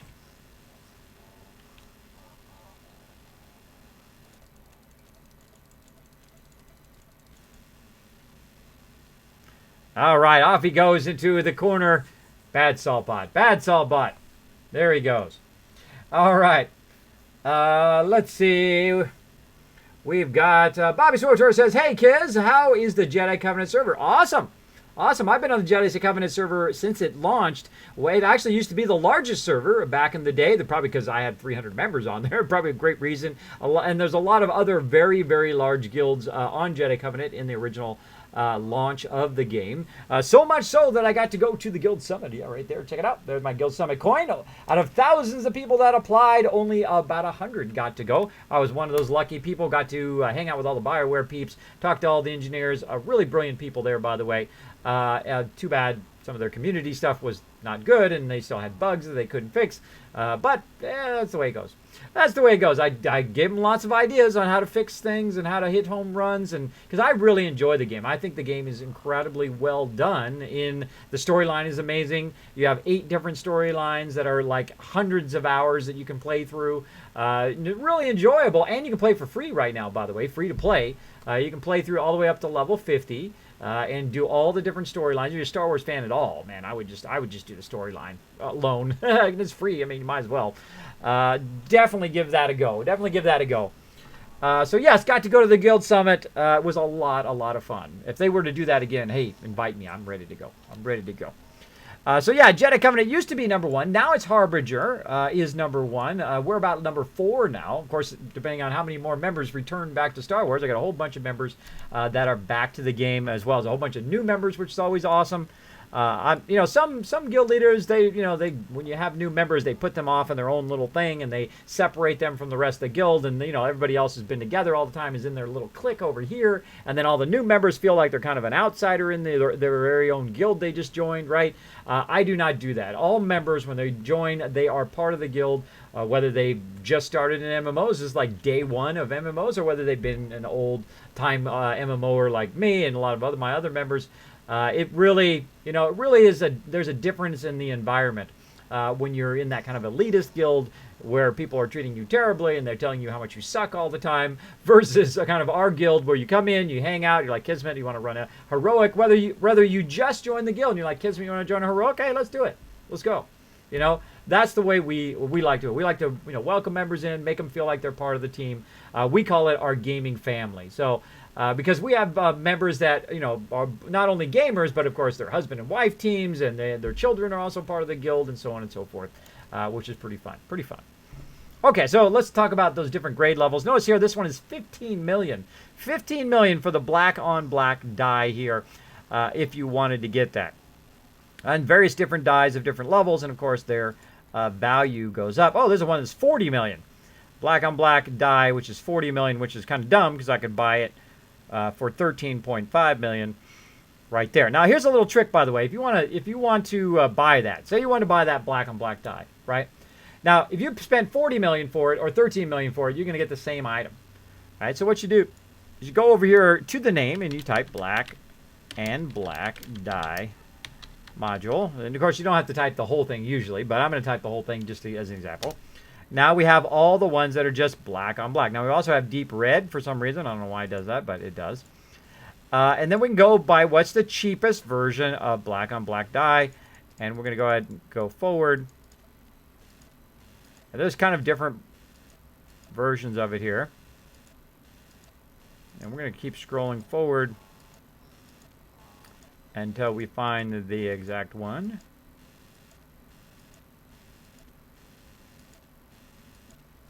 Getting close. See, it should show just the exact one I put in there and not any other ones. Black on white die. All right, so black on black die. I'd say this one right here, 15 million. Someone just bought that other one just now, it looked like. No, it's still in there.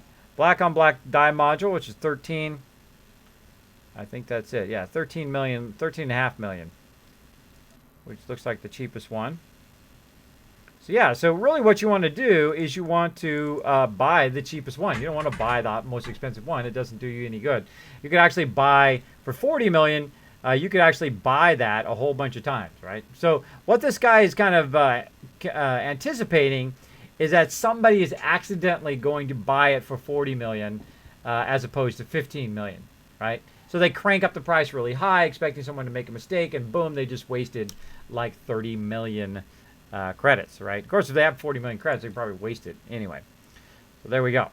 There we go. And you can have, when you're a subscriber, by the way, you can have about 50 items in the auction hall. Pretty awesome. Hey, Marine, what's up? Thanks for hanging out on the stream. So, yes, I love the Jedi Covenant server. We launched on the Jedi Covenant server. I will not go to any other server other than Jedi Covenant. That is our home. That is where we roll. We've been on here since pre-launch. Since the very first second you could get in the game and get on Jedi Covenant, we have been on there all of this time. Which is pretty cool. Pretty cool. All right. Let me get my crafting guys going. Back into treasure hunting. Straight away. Is this the best use of my time? Oh, yeah. Always. What I'm telling you to do is always the best use. I'm getting up there now, considering that yesterday I had no treasure hunting on this guy.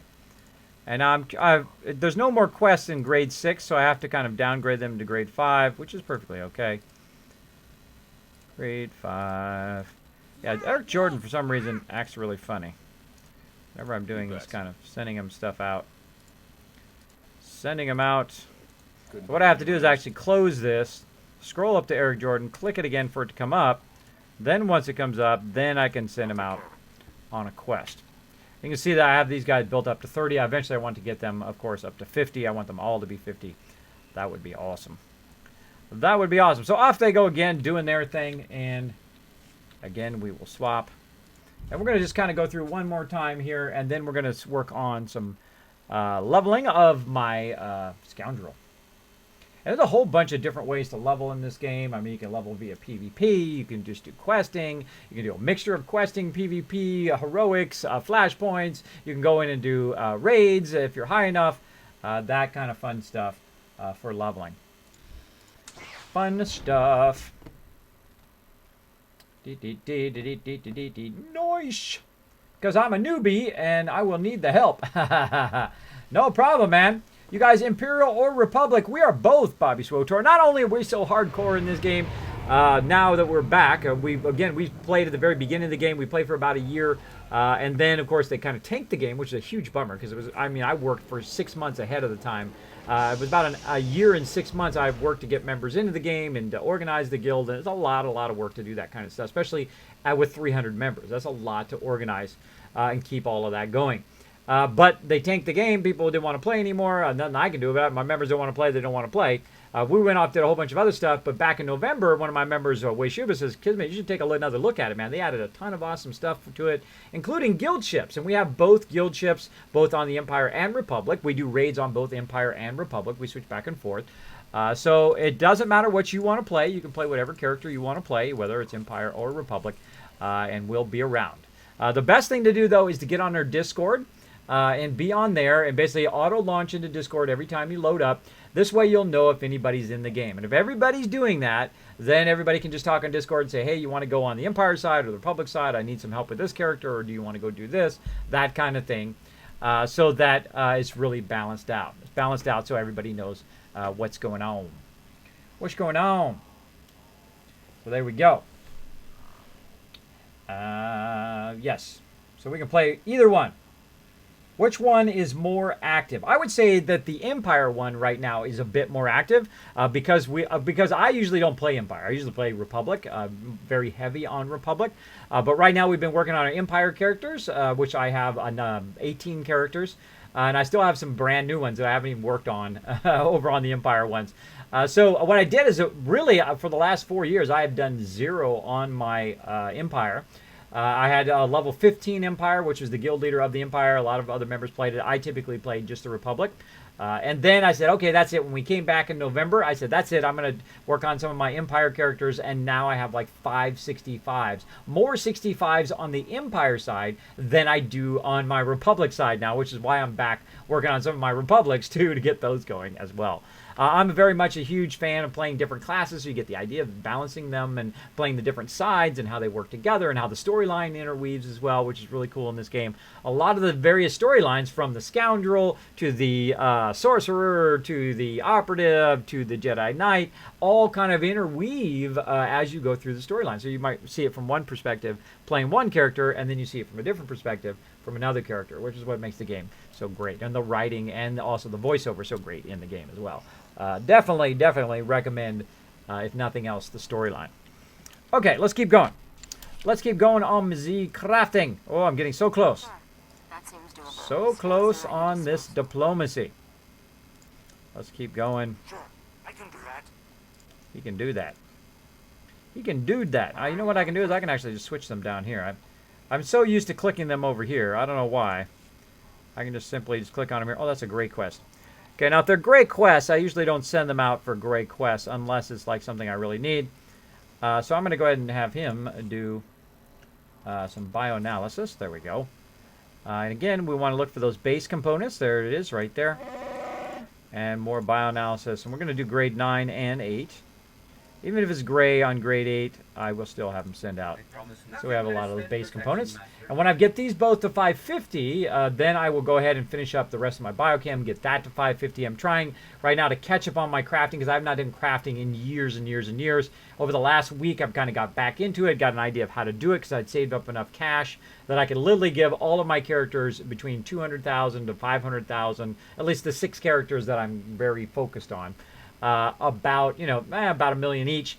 And then it gives them a lot of cash to go and buy patterns and send people out on missions and that kind of stuff. So, and that's not too hard to get. 5 to 6 million isn't that bad if you're running heroics a lot. You go run heroics, you get 5-6 million. You put $1 million on each of your 6 main crafters, right? The people who are doing like biochem and artifice and arms tech and all of that. And then you can build their crafting up pretty quickly just by sending them out on missions like that. And again, we'll go ahead and swap. I'm going to go ahead and swap over yet again from Gru to Kiz and keep on going. Let's throw that one at Kismet. Bobby Schwartz wants to know which profession would be good for a newbie coming back to the game. He likes PvP and heroics. Oh, awesome. I would say, Bobby SWTOR, it depends on what class you're playing. If you're playing like the Jedi Knight or like the Sith Inquisitor, say, or like the Sage, the Consular, basically what you want to do is to work on something, say, like lightsabers, right? So you want to make lightsabers for your character. Then you would want to be like an artifice. Now, each of those crafting things, by the way, have stuff that pairs with those. Like a great example is this particular character here is a cyber tech. And he's got scavenging and underworld trading, which goes along with his current quest. Oh, he's at 550. Oh, my first one with 550s all the way across here since I've been back to the game. Now, I used to have max crafting before on all of the different specs and so forth, but I now have Kiz at max. And I've got a spreadsheet over here that you guys can't see, but I am entering the fact that he now is 550 in all of his crafting. Awesome. Okay, now I've got 550 in all the crafting. Now I'm ready to actually do some kind of serious crafting. What I want to do is, of course, make some stuff for Kismet here. And I'd like to make him some of these various bikes here. Now I need some Donium, which is grade 8 underworld material. And this is grade 6. So let's go ahead and do some grade 8 underworld metal. Now, we're going to go ahead and click on Dock here. I'm going to go grade 8 and scavenge metals here, okay? So we're going to go ahead and send them off. There's also some up here. I'm going to go ahead and send that one off, which is a rich yield. And then again, I can just pop this thing down here and we can try to get those. Now, you're not going to always get those exact ones. It's Sometimes you'll have to go in there and just keep going until you get it. Unforeseen, thank you so much for dropping the Dragon Hammer, crushing the follow button, and becoming part of the Kismet team. Welcome, welcome. I hope you're having an awesome night tonight. We are having an awesome night tonight, doing all sorts of crazy stuff. How many characters do you have in SWTOR? I currently have 18 characters running simultaneously. If you would like to know their names, here they are, very quickly. Kismet, Gru, Kiz Tankerus, Kiz Slinger, Gru, Kismet, Kiz Stealth, Kiz Guard, Kiz Deeps, which I just made recently, Kiz Sith, Kiz Inquiz, Kiz Mezd, Kiz Incognito, Kiz Gonna Get You, Kiz Chiss, Kiz the Tank, which I also just made recently, Kiz Invis, and Kiz Sork. which basically are a bunch of Jedi Consulars.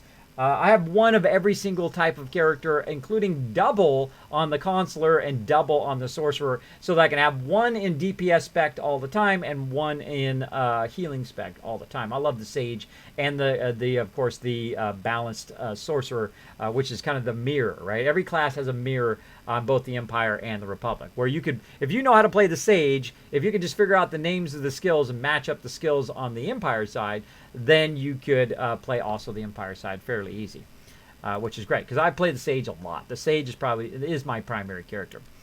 Okay, so again, we're going to go ahead and send more out there. We need some more scavenge metals. So there we go, scavenge metals. And again, I can just go ahead and pick the next guy. And more scavenge metals. And we'll get C2, N2 to go get some of these base components. Barium flux, boom, off you go. All right, so they're off and running. Oh, forgot this guy. Grade 8, what can he do? And let's just have him get some scavenging compounds while he's at it. And again, the thing we want to make here is eventually we want to make this Vectron scav. Now, getting this Donium may be pretty tough because it's purple, right? It's purple. That's kind of a higher end. That's a critical crafting item. Now, I could find what the comparable lower end version of it is, and I probably have some of that in the bank. I don't have any of this in right now. Grade 8 Underworld Metal. So let's go and see what we've got. All right, so here's our Underworld Metal. Here's our Grade 8, and our other one's supposed to be right here. Notice there's a gap there, right? That means that we're missing that particular metal. Now, what I can try to do is take the Grade 8 blue version of it, put it in my inventory here, and try to reverse engineer it if it let me. But it doesn't let me do that on certain crafting materials, right? It only lets me do that on stuff I've actually crafted, not the actual original crafting materials. So the only way really to get that is I could buy it in the auction hall. Is one way I could do it. But I can also send my guys out until they get a critical, and then when they get a critical, they will get that extra kind of higher level metals in that particular level. So I want to try to get that and that Grade 8 and try to build that up. Now, any gaps that I have here, that's the stuff I want to work on, right? So right here, I want to get Grade 5 luxury fabric, but the higher quality luxury fabric, right? The critical version of it, or the kind of higher quality stuff. So eventually I want to work on that as well. And you can see that I have some gaps here, right? Where it doesn't quite go all the way to the end. So these gemstones, I need Grade 7 and 8 and 9 gemstones and so forth to fill those out. And the same thing here, more gemstones. But these are the base gemstones, or at least I call base, or the blue ones. And then the purple ones are the kind of more higher level, rare ones that you can get. So again, that's a whole bunch of stuff I need to do. You can see I've got several gaps there. Got a gap there and a gap here that I need to work on. This stuff here needs to be filled out. I have Grade 3 tech part, but I don't have Grade 4 and so forth. And I'll come back to doing all of that, make sure I have all of that. Now again, this guy is a cyber tech.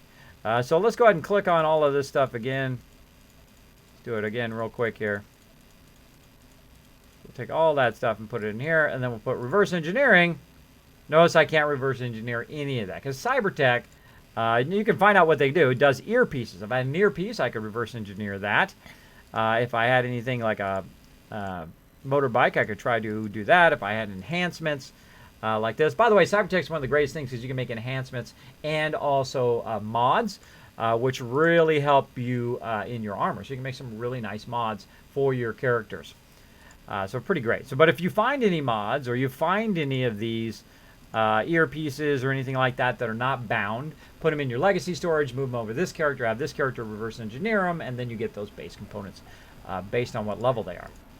So there we go. I mean, that was kind of a fast overview, but you get the idea. You get the idea. All right, we'll turn that reverse engineering back off again. That's the hardest thing to remember. And we'll put that all back in the bank. Into the banky bank. Boom, there we go. And then we'll put our base components at the end. And then here we're making some more of these. We'll go ahead and put those in there. It's nice to have lots of room in there, by the way. If there's anything you want to invest in the game, it is your inventory modules. Your inventory here, well, like, boom, I can expand his inventory one more. And now he's got a full amount of inventory. I can fill up his entire inventory with stuff and not have to worry about running out of room all the time. The other thing is over here, When you do your legacy storage, you definitely want to open up all of those. And then also in your personal bank, if you think you're going to use it, I would unlock those. Now, here's the thing. If you have a bunch of cartel coins like me, who's a subscriber, and you get free cartel coins every month. So it's basically like getting money back on the money that you already spent, right? So say you spend, you $10, depending on how long you sub. I sub for 6 months at a time. So I get it for a lot cheaper per month, right? So basically they're giving you like $10 worth of cartel coins to spend in here, which I spent all of them all the way down to 84. And what I did was I used the unlock that unlocks these bays across all of my characters. So I just got 18 bays for the price of just 2. So if I unlock it through the cartel market, it's like 500 cartel coins for just this one character. But if I use the one that unlocks it across all of my characters, then it costs 1,000.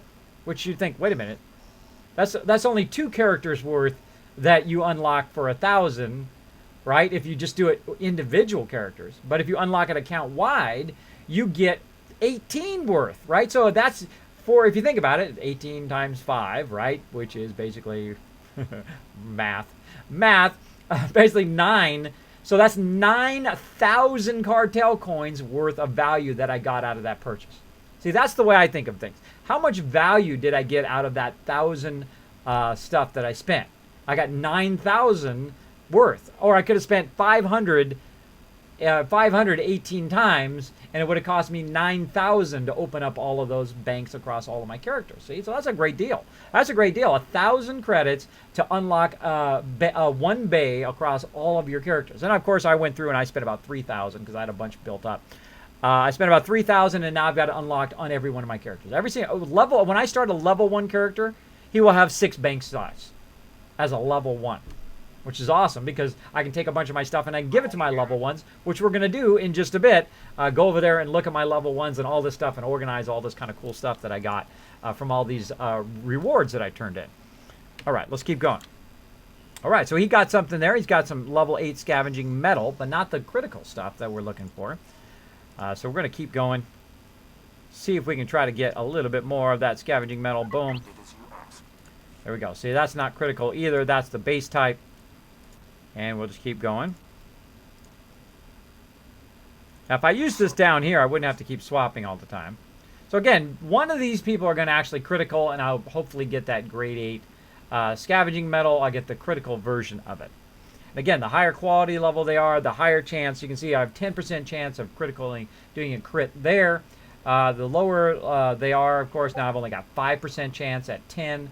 I have 10% chance at 20, and so on. It goes up, exponentially as you go up. The various tiers. So yeah, they finally got one of my characters back to max all of its crafting to 550. So awesome, and I can't wait to do some fun stuff in Cybertech. Cybertech's one of my favorite craftings in here because of course you can make speeders, you can make mods and all that kind of stuff. So if you really want to do one crafting that's very unique and that will really help all of your characters, I would probably do Cybertech because you can make mods and you can make armor for your characters. So there you go. All right, so we got Kiz there, and next we're on to Constangerous. Again, we're just doing a full cycle here. You got 23 tunes! Haha, there you go. Yeah, that's right, Captain Rex. Hey, Jang, how you doing, buddy? I saw you pop in the chat there.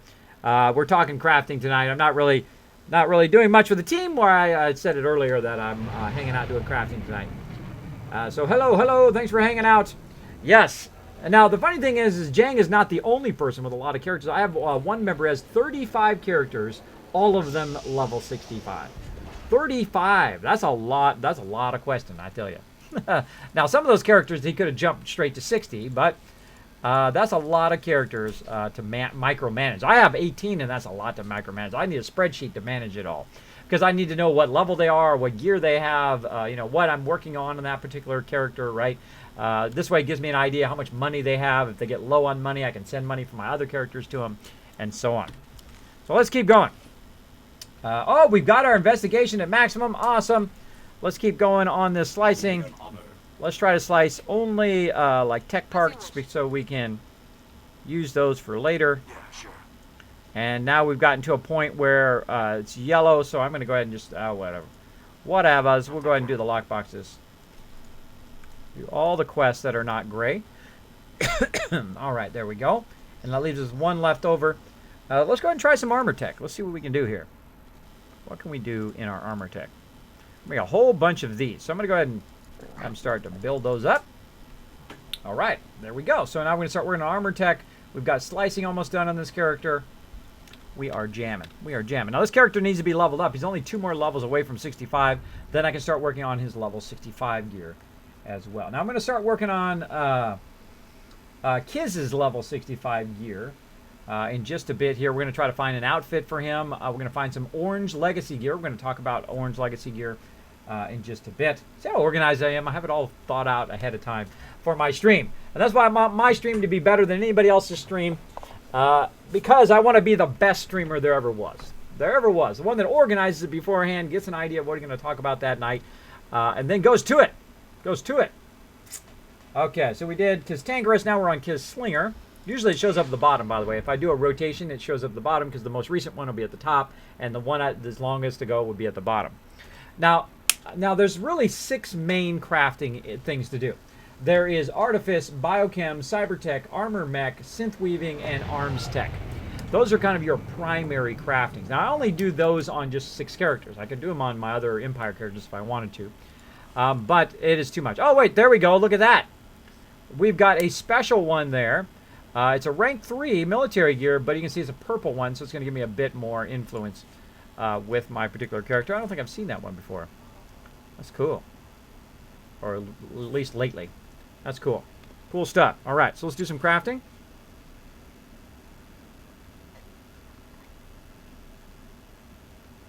Take a bit of a drink there. Now, if you notice this character, he's only got 2 companions. He's level 65, by the way. I just want to point out. He's level 65, but he's only got 2 companions. That's me slacking on my questing. I've got to take him through all the quest line to get him leveled up, and then once he gets leveled up, he will then get more companions and be able to do more crafting. You need about 6 companions minimum to do a good, efficient crafting, because they're always coming in and out all the time. But I'm just working with 2 for right now. So I'm just going to go in here and tell them to find some gemstones. Off they go. Do that, and then on to the next one. And I need to come out and gear him out as well at some point. So we're going to cycle to Guru Kismet, and then back to Kismet. Here we go. Then back to Kismet, then back to Guru, and then to Kiz, and then we'll work on some of Kiz's gear. And then eventually I will come back and work also on Guru's gear when he gets to level 65. 65. Bogo says, Kismet, I just finished my my 10 story on Concrete Nuka World. It is still going up, but not sure what else to do. Put it in after, other than the beds of my peeps. Oh, you're putting in your 10-story Concrete Nuka World Tower. There we go. Else to put in after I put in other than the beds of my peeps. Well, you want to, of course, do your food, your water, your bed, your defenses, you know, your Kismet kill box or whatnot in there. And then after that, when you're doing a mega build like that, it's up to you. It's whatever creatively you want to build, right? Do you want it to be like an entertainment area? Do you want it to be a military bunker? Do you want it to be like, I don't know, everybody walking around in their bathrobes? It's up to you, right? Maybe it's a mechanic station. Give it some sort of theme, right? That's what I like to do in my various different, when I really get into building, is I start giving them a theme, right? Like one of my areas is going to have just the robot outfits. And then another area will have just military, right? And then other people will be walking around in their bathrobes. Some people will be mechanics, some people will be whatever. Just give it a nice theme. I've seen a lot of people here also on the stream that have tweeted me their stuff, and they're all themed base. So think of some fun theme you would like to create, and then just go to it, man. That's part of the creativity, part of the fun. That's why Fallout's so great, is because you can do a lot of that stuff. All right, again, very quickly going to just send them out, and then log over. Log over. All right, to Kismet. Here you go.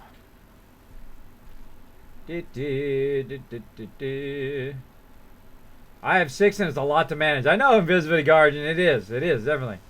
What is the limit for a free player? There's several limits. One, you can only go to level 50. You can only have 250,000 credits on you at any time, though if you do go over that, it'll go into some like mysterious bank that they hold it for you.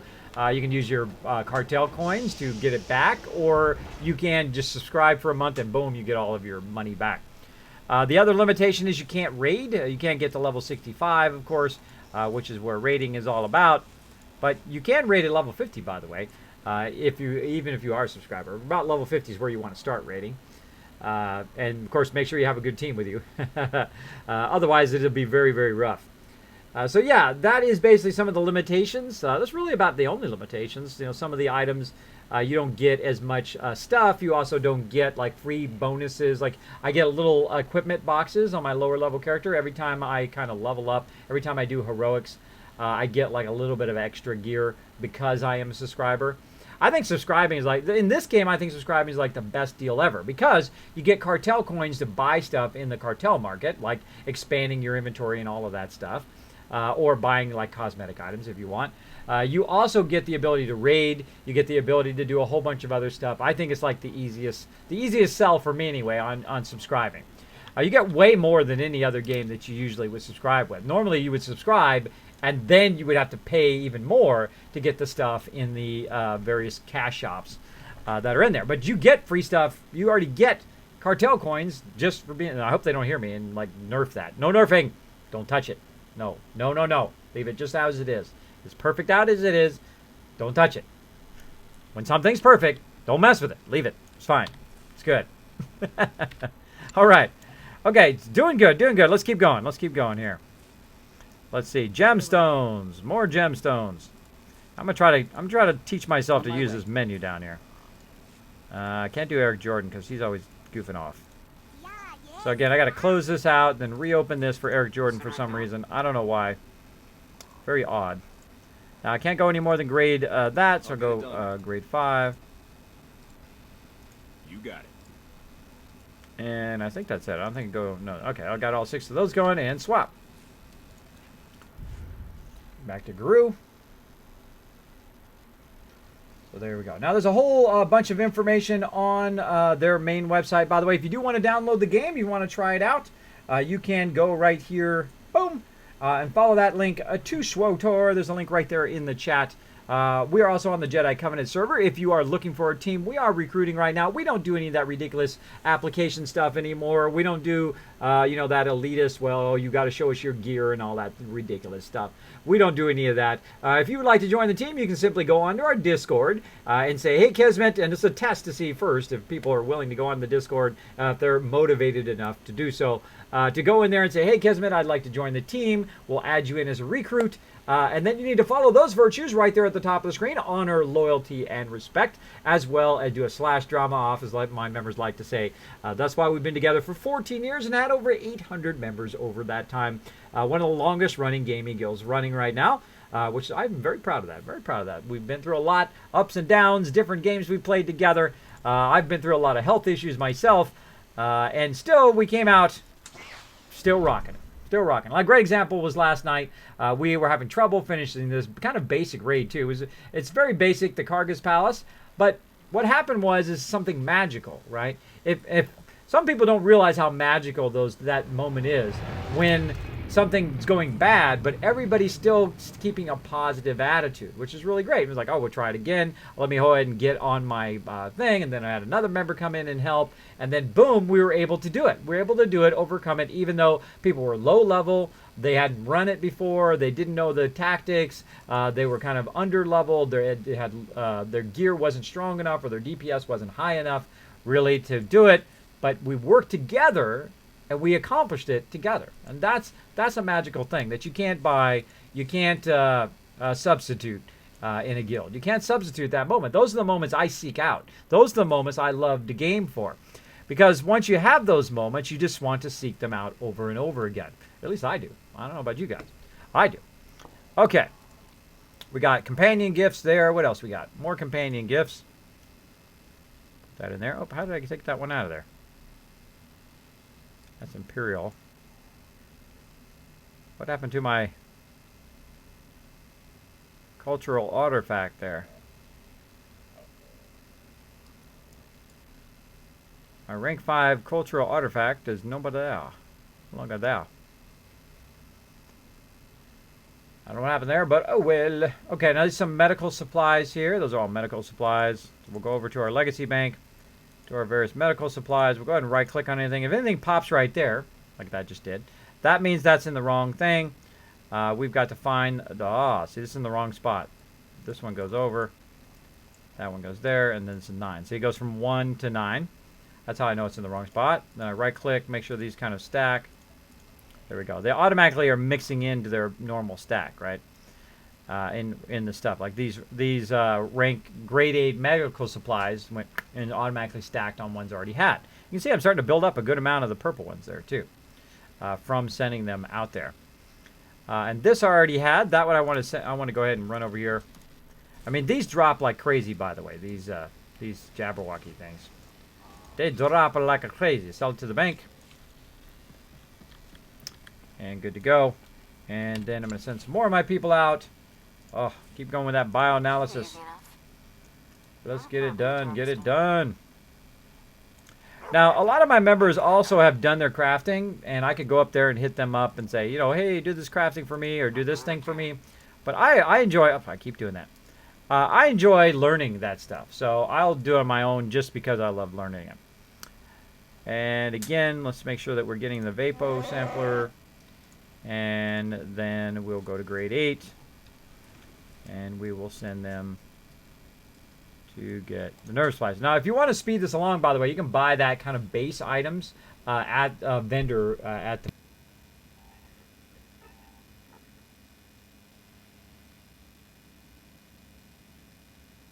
All right. Hopefully I turned that off so you guys didn't hear that and sneeze in your guys' ear. Hey, Kismet, Chad, how we going? It's going awesome. We're doing lots of crafting today. We're having lots of fun. Lots and lots of fun. Yes, lots of things. I think the free-to-play limits is probably one of the best also in the industry. You get to go from 1 to level 50. You get to do 8 storylines. You can level up, get gear. You can do all of that stuff actually very easily in the game. You get to see all the main storyline from the base game. Very, very cool. Totally worth it.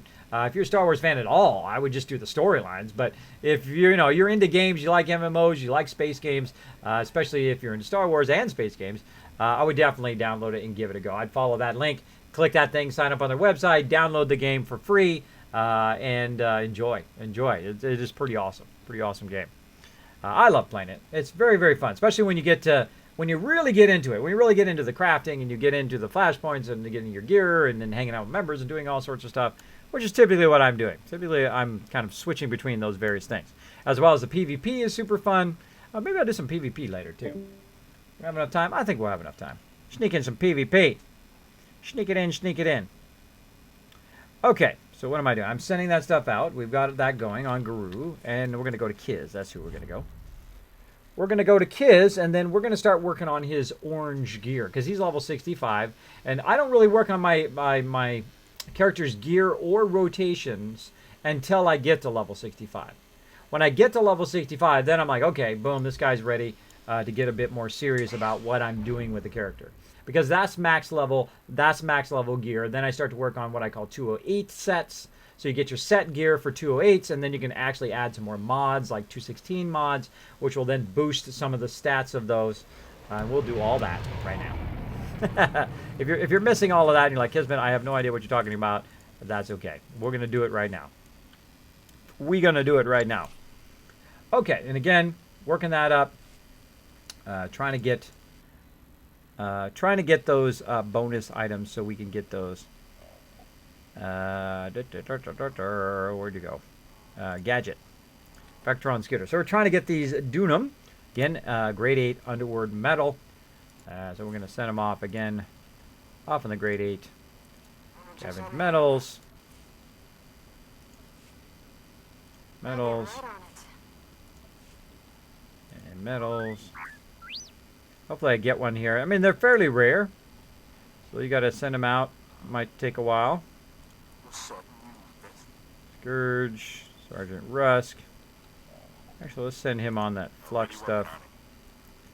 And C2N2, who usually fails a lot. putting them on I will compounds. exceed your expectations, Okay, Master. and off they go. So again, they're going to look for more of that item that I can use again. I can go actually and scavenge that item too, by the way. I can go out, kill some robots, scavenge those robots, and try to get the items from there, which actually is a great way of doing it as well. It doesn't cost you anything. It just costs you your time running around, blowing up robots or scavenging robots. That you can actually run behind other people, by the way. If those people aren't picking up those robots and they're killing them out, they have to be the kind of higher level, stronger robots. As they're running along, killing all those robots and not scavenging them, you wait for them to run up ahead, then you come behind and grab them all from their drops, which is pretty funny. You can also do it in raids. You can go in there and scavenge in raids, and then you have a tendency to get that higher level materials as well. As long as someone else isn't scavenging the same thing you're doing, which means that you kind of counterproductively, they get it and then you don't get nothing, or you get it and they get nothing. So you got to be quick. Got to be quick if you're scavenging stuff. Okay, so there we go. So now I want to basically get this guy some better gear. Right now he's got himself some 208 gear. It's not even his 208 set gear. It's just 208 random gear. This actually is not 208. That's 178. He's got a main hand, which is 208, which isn't too bad. But what I want to do is I want to get his particular set gear. Now, there is two types of set gear. There is your Warzone or PvP set gear. And then there is, which is basically what this is, the Warzone. And then your common data crystals are various levels of set gear, right? So you have what's known as your 208 gear, which is at your common, your 216, which is at your glowing, and then your 220, which is at your radiant gear. So let's go ahead and pop over there and we'll talk gear. Let's pop back to the fleet. We'll talk gear. Let's do it. Let's do it. How is the commando? And which is the best gear for PvP? The best gear for PvP has expertise on it. The expertise helps you not get owned as much in PvP. And there's gear you can buy at the vendors. We're going to probably swing by there on the way. Go ahead and get my scooter up. All right, so we've got our combat training down here, which is part of our PvP gear. And then up here where the crew skills are, you've got other stuff, which is like for your strongholds and things like that. But we want the supplies and the combat training. Now, in supplies is actually where your raid gear is, where your operations gear. Raids and operations are the same thing in this game. They call it operations, but it's really basically raiding. So I'm going to go ahead and swing by the combat one first, and then I'll swing by this one over here. So we'll go look at the PvP gear. Now, this particular guy is rank 42, which isn't too bad. The highest rank I have right now, I think, is 70, which is War Hero, which I got like 3 years ago. That's how hardcore PvP I was at the very beginning. I think it was like in the first 3 to 4 months. I was one of the very first ones to get War Hero because I was doing so much PvP back in the day. So here's our PvP gear. Now, if you look at the different vendors here, go to these vendors over here.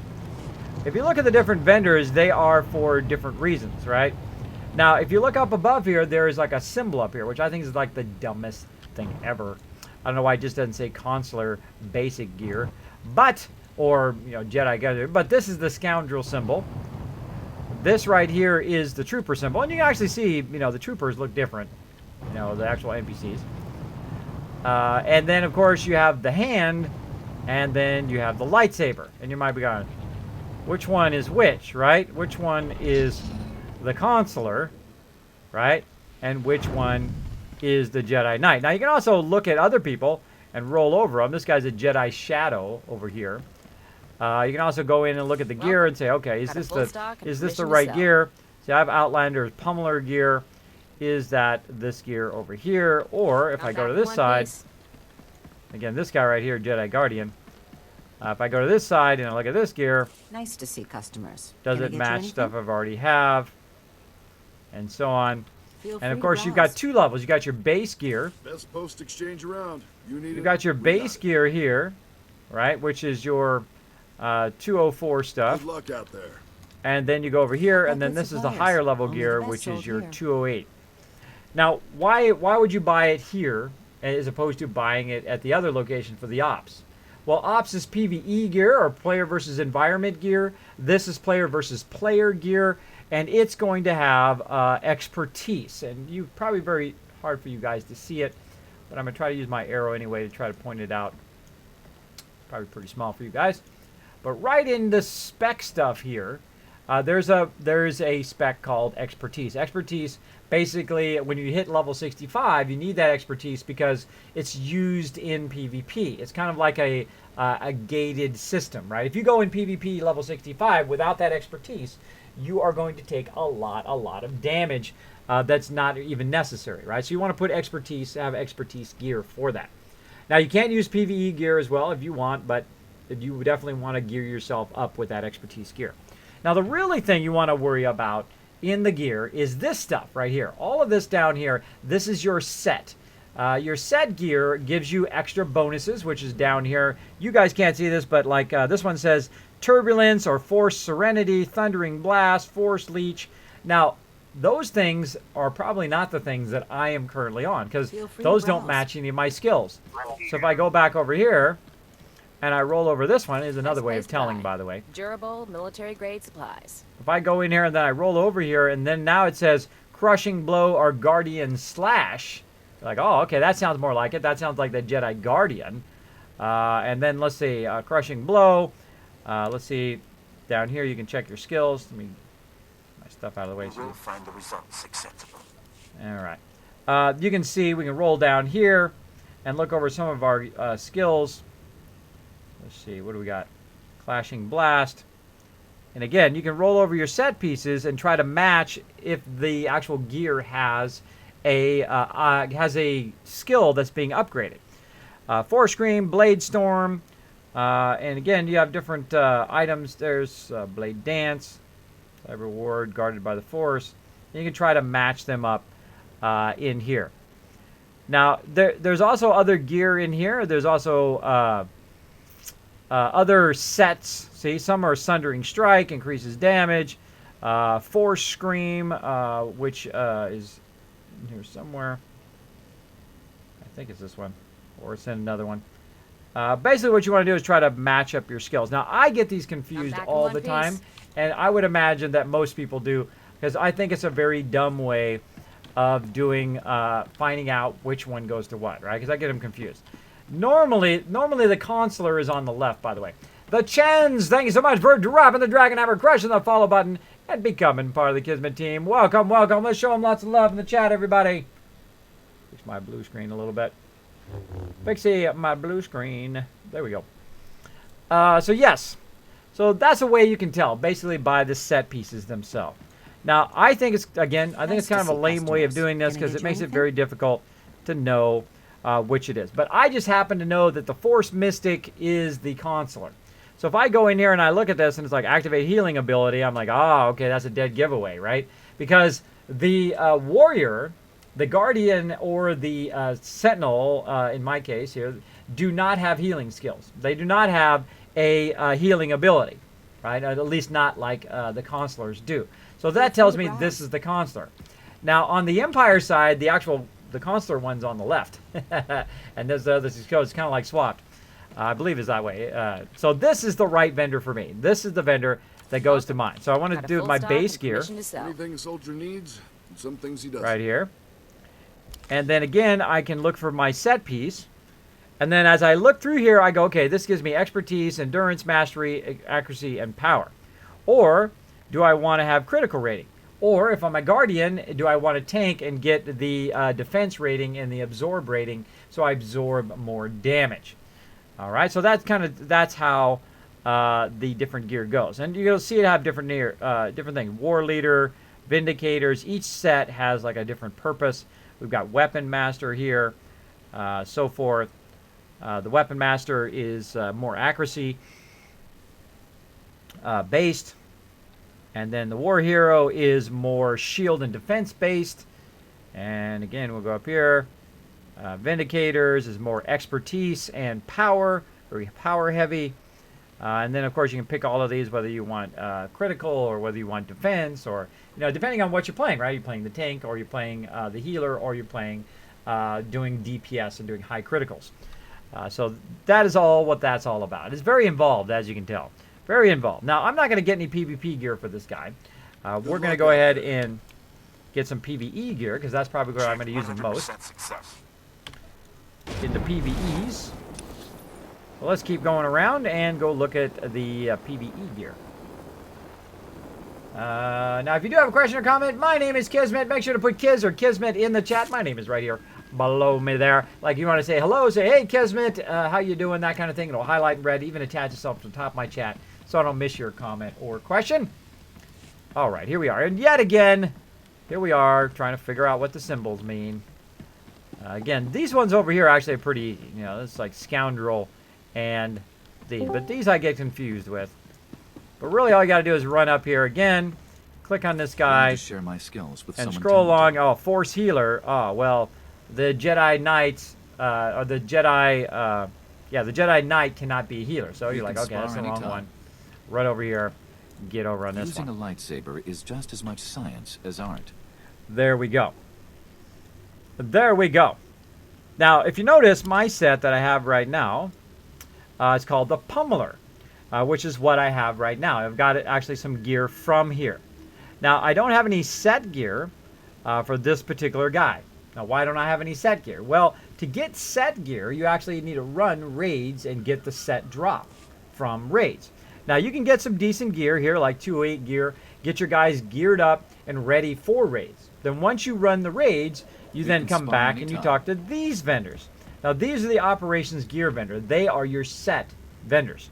So you can go in there and you can click on them. And you can go ahead and roll over them. Notice now, you can see all that gray stuff there. That gray stuff means that that is a set item. A set item is, of course, going to give you more bonus. That's what you're aiming for if you want to do PvP. Same thing with PvE. That's what you want to do for PvE as well as PvP. You want to get those set bonuses. They add a major difference. Now, you can start with the PvP gear and get those set bonuses. And then when you go raiding, it'll help you in raiding as well because you'll be getting those set bonuses on top, right? On top of your current gear. Now, instead of buying all this purple gear and then like messing around with the purple gear, what you really want to do is use the orange gear, right? And that's what we're going to do right now. I'm going to show you a bit on how to use the orange gear. Let me send these guys back out for more medals. I need grade 8 medals, actually. I will comply. Grade 8 medals. Get some flux Start right away. All right. So what we want to do is we want to do some gear. Now, again, I turned in hundreds of these rep items the other day that I was just storing up in my bank for a very, very long time. You got to get to a certain part of the story. You got to get to a certain part of the story to turn these in. I went on Kismet and I turned them all in. He's the only character that I have what's called Odessin, which is one of the planets, to do. And then I took all of those extra items and I handed them off to my level 1s that I'm currently not playing. And of course, I unlocked all of my banks so I could put a whole bunch of stuff in there. We're going to go look at it right now, which is fun because it's kind of like shopping. So that's what we're going to do right now. Hey, what's up, Matty Ice Bam? Thanks for hanging out on the stream. Thanks for hanging out. Just did a simple quest and done. I like that. Bada boom. Big bada boom. Welcome, welcome. Okay, so this is my guy here. Now, currently on him, he's got a bunch. And you think, wow, that's a lot, Kismet. But then, you look in here. That's right, 6 bays full of other gear. Now, this gear I got just from rep items. So, as I was doing heroics and whatnot, I was getting all these rep items. I was putting them in the bank. Then I took them and I turned them in at Odessin on one of my characters that could access that. Sometimes you get those before you actually get to that far in the storyline, by the way. In the new storyline, Knights of the Fallen Empire. Okay, so I've got a whole bunch of gear in here. And some of this gear is for different types of people. And I actually took notes on what goes to what. Let me go ahead and go in here and look at it. If you get the Baywind stuff, that's for Trooper and Warrior. The Halo stuff is Smuggler, Bounty Hunter, and Juilliard is Inquisitor Agent, and Saya Rai, who is like a boss person, has Knight and Consular. Now, you may have no idea what the heck I'm talking about right now, but when you get to that part and you have a bunch of those rep items, if you just roll over the rep items, they'll tell you a little tooltip as they go, who they go with. Then you go into your contacts. By the way, I'm doing a video on all this, so you don't have to remember it all.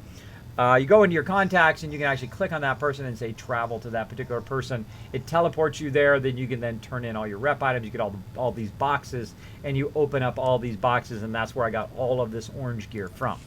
And again, I'll make a video out of it. Okay, so we've got a bunch of stuff here. So now the first thing that I want to do, of course, is organize this stuff. How can I make this stuff look better? Now I've got a whole bunch of stuff here that's locked in collections. You can see right there. As well as I got a whole bunch of other stuff.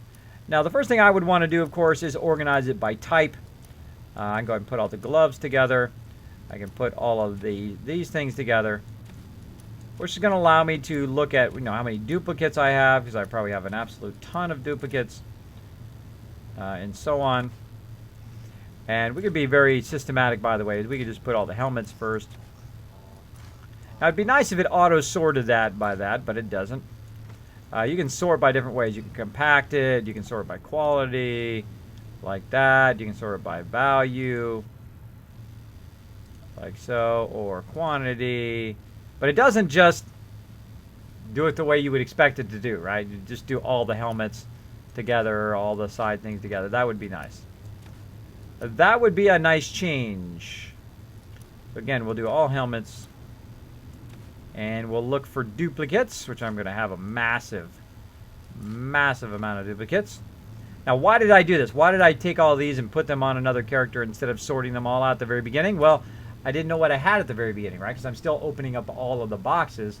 And then I'll take all those boxes and then put them in another character, a level 1 character, so I can then organize them all later, which is what I did. Now, if you really want to be super efficient, of course, you can also go in and just organize it in order in which you go, right? So you can do the chest piece next. So put all the chest piece together. Now, what's so great about these orange items is that they can be transferred between your characters. So if you put something on them, like a mod or whatever, that can be used across all your characters. So you can create one DPS set, one healing set, and one tanking set, and literally have 3 sets and switch them between all of your characters. You could have 100 characters, but you could switch them back and forth between all of those characters, which is pretty cool. Now, I'm not a big fan of that. I'm not a big fan of having just multiple sets, 3 sets, and then switching them back and forth all the time, because I find that gets irritating.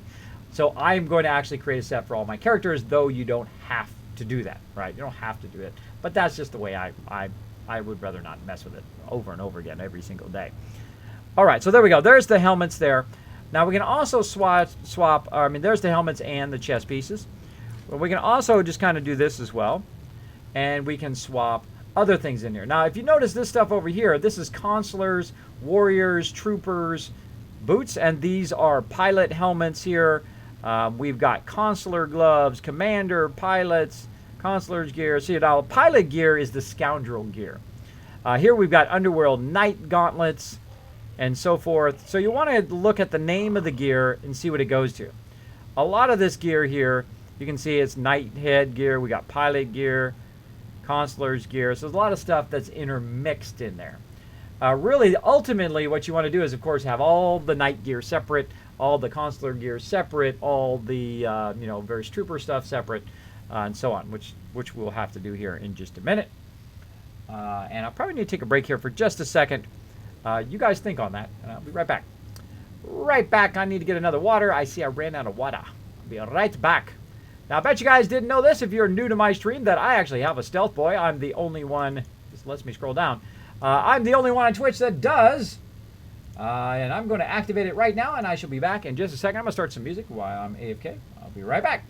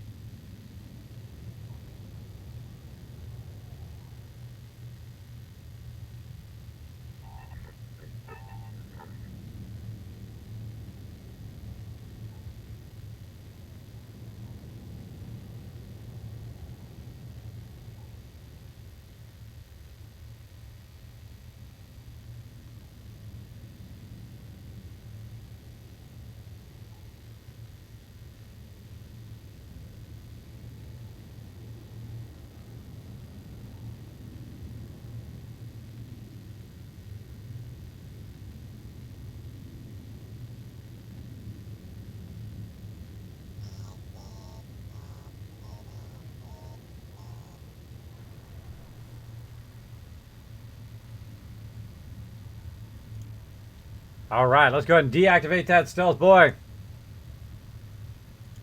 Boom, I'm back just like that. One of the fastest AFKers on Twitch. Got my water.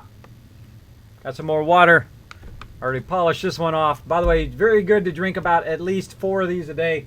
Very good for you. Drink lots and lots of water. Oh, good song. Get to that song in just a minute. Get to that song in just a minute. Okay, so what I need to do is I need to find all the Jedi Knight stuff in here. All the Jedi Knight gear. And then go from there. Always kind of, what if I bump my monitor or something, I get like off-center. I have to run over my stuff here. Try not to run over my stuff. Okay. So let's go ahead and look into our gear here and see what we can find.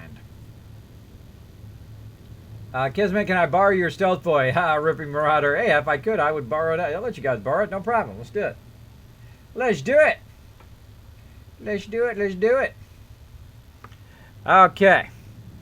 So, we need to kind of get an idea of which one of these are the Knight's gear. And we got Bounty Hunter gear in here. We've got Consular gear. So we want to try to organize this stuff into its various different components, right?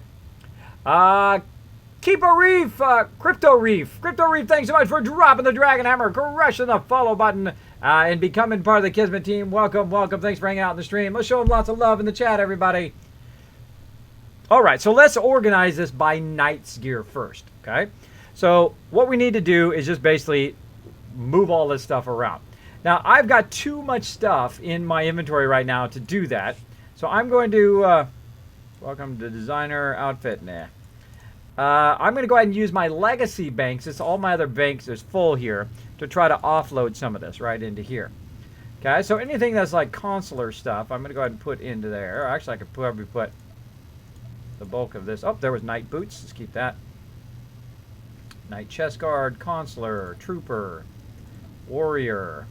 Now, warrior is the Sith warrior, by the way. And if we control left click on it, it might be something I might want to wear on my knight. You never know. You never know. So warrior stuff, we might want to save that as well. So we'll go ahead and just save all the warrior stuff in there as well. So we've got trooper, consular stuff. And again, I didn't organize this in it on purpose because you don't really know what you have until you've done all of your stuff, right? Warrior, there's trooper, warrior, there's knight, trooper. Now I'm just going to put some of this back in there so I'm not just too overwhelmed while I'm organizing this stuff. It allows me to kind of put all my stuff over here. And I'll show you what I mean here in a bit. Oops. Warrior, trooper, keep that. Let's actually just skip stuff. Warrior, trooper,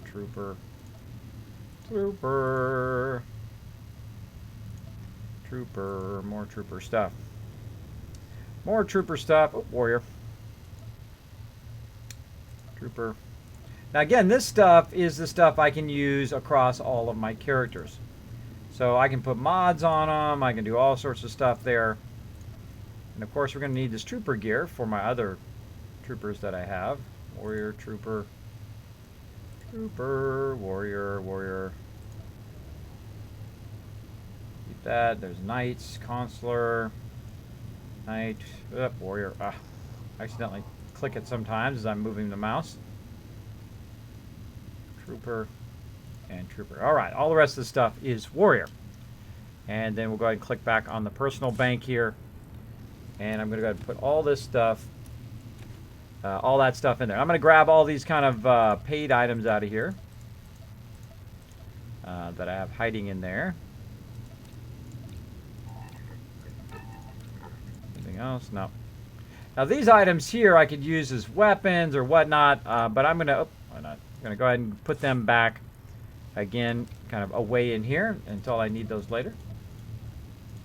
I got them all out of there because I was kind of getting them on Kismet, and then I was putting them in my legacy bank. Then I would come over here to my low-level characters and pull them out because I just had such an overwhelming amount of them that I didn't want to deal with them at the time. I just wanted to throw them in there, organize them all later on the stream so you guys can at least see what I was doing. Now, before this, by the way, I literally spent 6 hours turning in rep items and then opening them. Like, duh, and then it opened, duh, opened, which isn't very exciting to see on the stream, which you guys will see on a guide. I'll speed it up so you guys don't, have to sit there and watch it for 6 hours.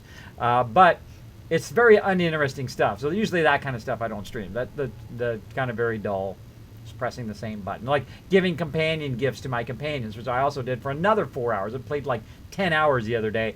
And I was just sitting there giving them companion gifts, which basically is clicking, waiting for the bar to go, clicking again, waiting for the bar to go, rinse and repeat for the next 200-300 times that you do that.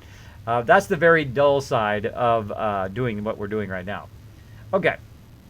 So we pulled that stuff out, and go back to Bay 1 here, and then we'll go ahead and pull out some of the, or we'll put some stuff in that we already have. We know that last row is going to be good, and we'll pull this one out. There we go. Now this last row should have just Warrior and Knight's gear. It does. All right. And that's Knight's gear. Let's keep that. Pilot, nope. Knights. Consular, pilot helmet. Now, ultimately, this is going to be based on whether I like the stuff or not. The first thing I try to do is I try to organize it by look. I mean, by style. It's supposed to be by, and then I can go in and I can make it whatever I want because it's adaptive armor, meaning. That it will, I mean, it's not adaptive armor. I mean, it's certain types of armor, like medium armor. This one over here is adaptive armor. You can see that this orange here, it has an actual armor rating. It's medium armor, right? But the one with the shield on it is called adaptive armor, which means that it just changes to whatever character you give it to. I can give it to any character I want, and it will change to that look. That look will change to it. So if I want him to have this cool little shades here, these cool little shades here,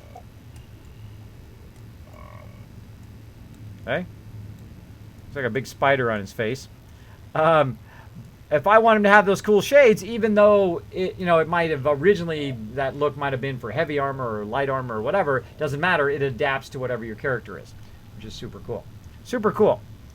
So there we go. So we got Knight gear like so. And this is all non-Knight gear. This is Warrior gear. So I'm going to go ahead and start second one with Warrior. This is Knight. Knight's gear. Knight. Again, notice I'm going to have a lot of repetitions. Eventually, I can get rid of it. Because I only have 18 characters. Which means I only need, if I want to have every single character have an orange set, I only need 18 sets, right? And I've already got some of mine already in the Legacy Gear sets. So, I mean, I don't even care what it looks like because you don't need, even if you can give them the orange gear and then use the cosmetic slots to make them look like whatever you want. So it's not really that critical to even have a look that you like, but I thought I would look through it and see if I can find a look that I like. Because I could make it, here's his base gear. And then when you press these other tabs, right, 1, 2, 3, 4, 5, you can have him in different outfits. He could be, in his skivvies if you want, or if he's running around, he's looking like a pirate or whatever you want him to look like. You can have them all different styles of looks, right? So I think that's kind of cool. This is an Eliminator jacket. So this is actually not a legacy item. That is more of a kind of adaptive gear. That's the old style gear that people used to use. But that one actually, eventually I'm going to just get rid of that and only use the legacy gear across all my characters. Republic Containment Officer. Now this one, this might look good on my thing. Might look good. I don't know. Maybe I might like that. I doubt it, but still I might like it. Pilot jacket. Oop. Again, I can take a look at what I want him to look like. Maybe I want him to look like that. I don't know. Maybe I want my Sith Warrior to look like that. Right? So you can mix and match them however you want. But I'm just going to put all the Knight stuff together and take a look at it. This is Warrior. And Pilot pants. A lot of this stuff is going to be Pilot. More Warrior stuff. Let's try to organize it while we're going along here.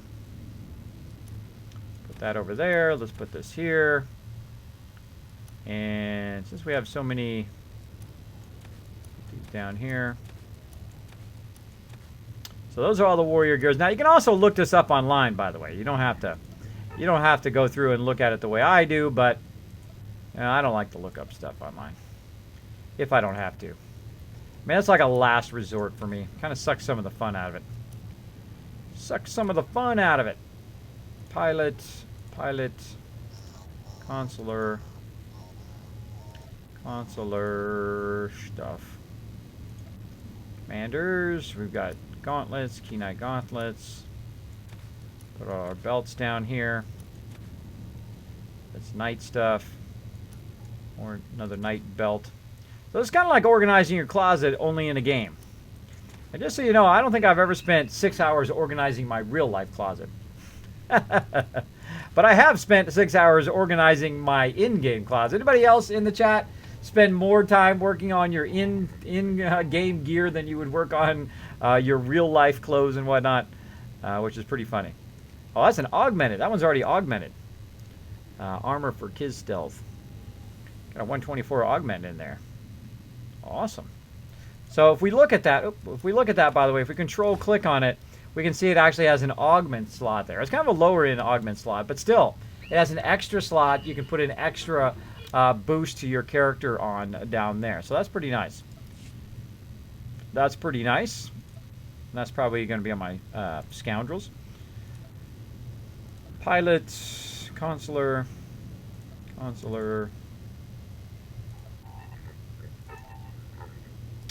And there's some knight boots. Knight gauntlets. More gauntlets.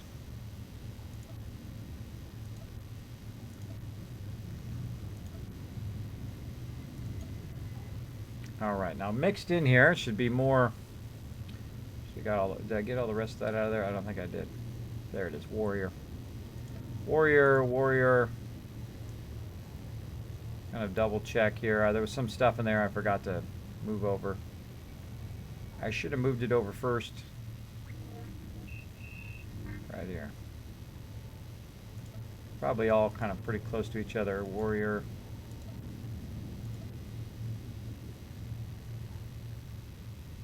And I'm just looking at the name. There it was. Warrior belt. And this is what you got to do. Organize your stuff.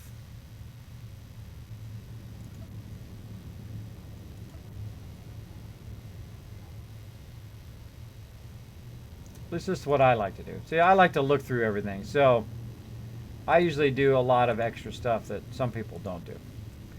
They don't do. Okay, so I'm going to go ahead and put the warrior stuff on this side.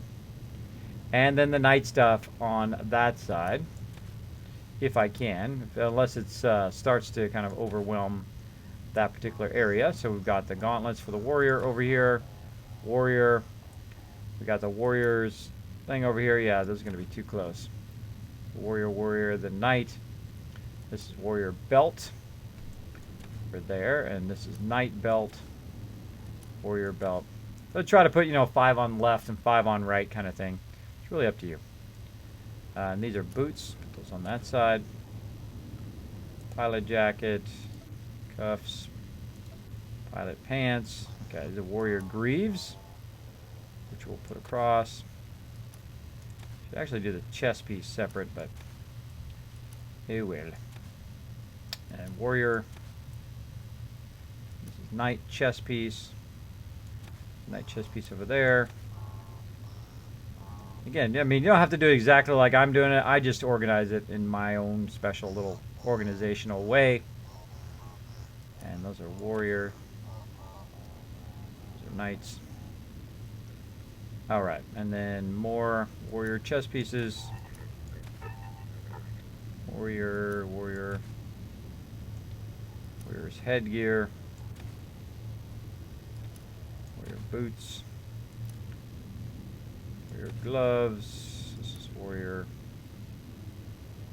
things. I'm just going to put those at the bottom. And knight's boots. Okay, I think we've got that fairly well organized now. Okay. And then what I'll do is I'll just go through and do the different looks, right? So we'll go in here and we'll look at these various knight headgear. Rotate them a little bit. These are all the same. This right here is Warrior Greaves. There's the bottom. Warrior Boots. And more Warrior Headgear. Alright, so that is the Knight's headgear. Let's take a little Warrior headgear. That's funny looking. Aha, a little Darth Vader helmet. Cool. But basically this is just like adjusting what your person's going to look like. So you have all these gear selections that you can choose from, and then go from there, right? Choose what type of look you want of your particular character. So right now I don't have much headgear for the knight, though I am sure there is just absolutely tons of more of it in here. Oh, let me go to this one here. Go to this one, and we're going to drop some more of this stuff in there, just try to clear some of it out. And we'll use the rest of this here. Kind of looks like night gear there. Now here's what's nice about having a whole lot of storage. Take a lot of this stuff out. Oh, so close. Ah! So close by one. I took it all out of there. Oh, no, by two, actually. Okay, so I took all that out, put it into my legacy storage just to get it out of the way, allow me to organize all the rest of the stuff.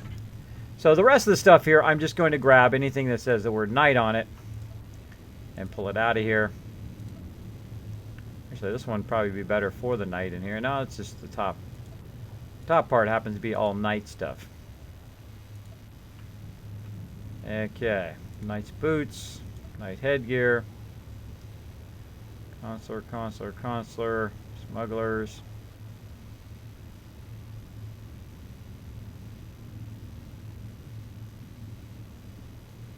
I like to take my time and not rush too quick, because when you rush quick, you screw up. You screw up, usually.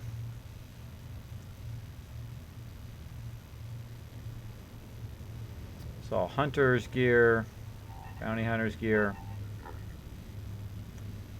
And smuggler's bracers. Or if I'm going a bit fast, but I can already get an idea of what it looks like. There's some more in here. This is all smuggler gear. Some of this stuff is just smuggler gear.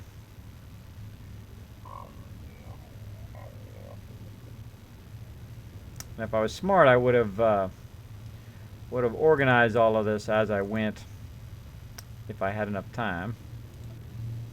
We're not going to be doing this for too much longer, by the way, just for a little bit longer. We're going to grab some more stuff here and just kind of compare the looks, and then we'll try to level up a bit of my characters here. Knight boots.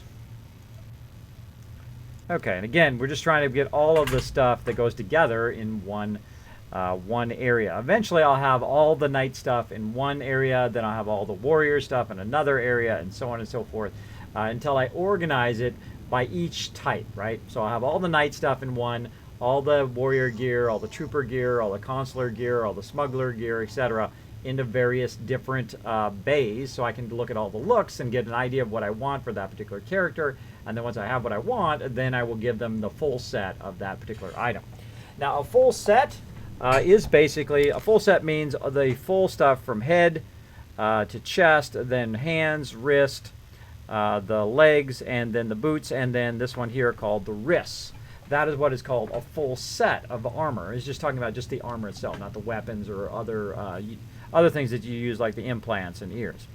So I'm trying to get a full set of that so I can put a whole bunch of mods in there and then build that particular thing up. So really right now the only option I had for a headpiece is this kind of knight's gear, or I can use the other stuff. But here's another one here that I could try. Oops. So I could be wearing that one. The headgear in this game is like embarrassing. It's like embarrassing. Now, there's also different styles. So this one's called the Resurrected Knight's Headgear. Right, and there's like 3 of those. And then I have the Arcanian Knight's Headgear. So each set has its own style. Now, if I wanted to look this up, by the way, I could go into collections here and then go into armor and close this out. Go into armor and say, you know what, I want to look at the entire set of Arcanian armor. I go ahead and look under Arc. I can look under Dart Initiate's robe. And there should be a thing in here. Collected, uncollected. That's Dark Initiate's robe. Remnant.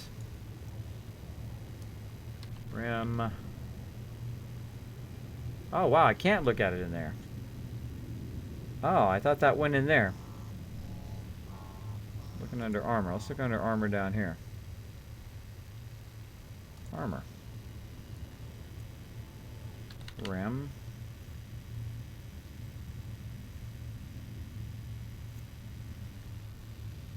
Yeah, Remnant Resurrected Knight's Armor. Look under Knight.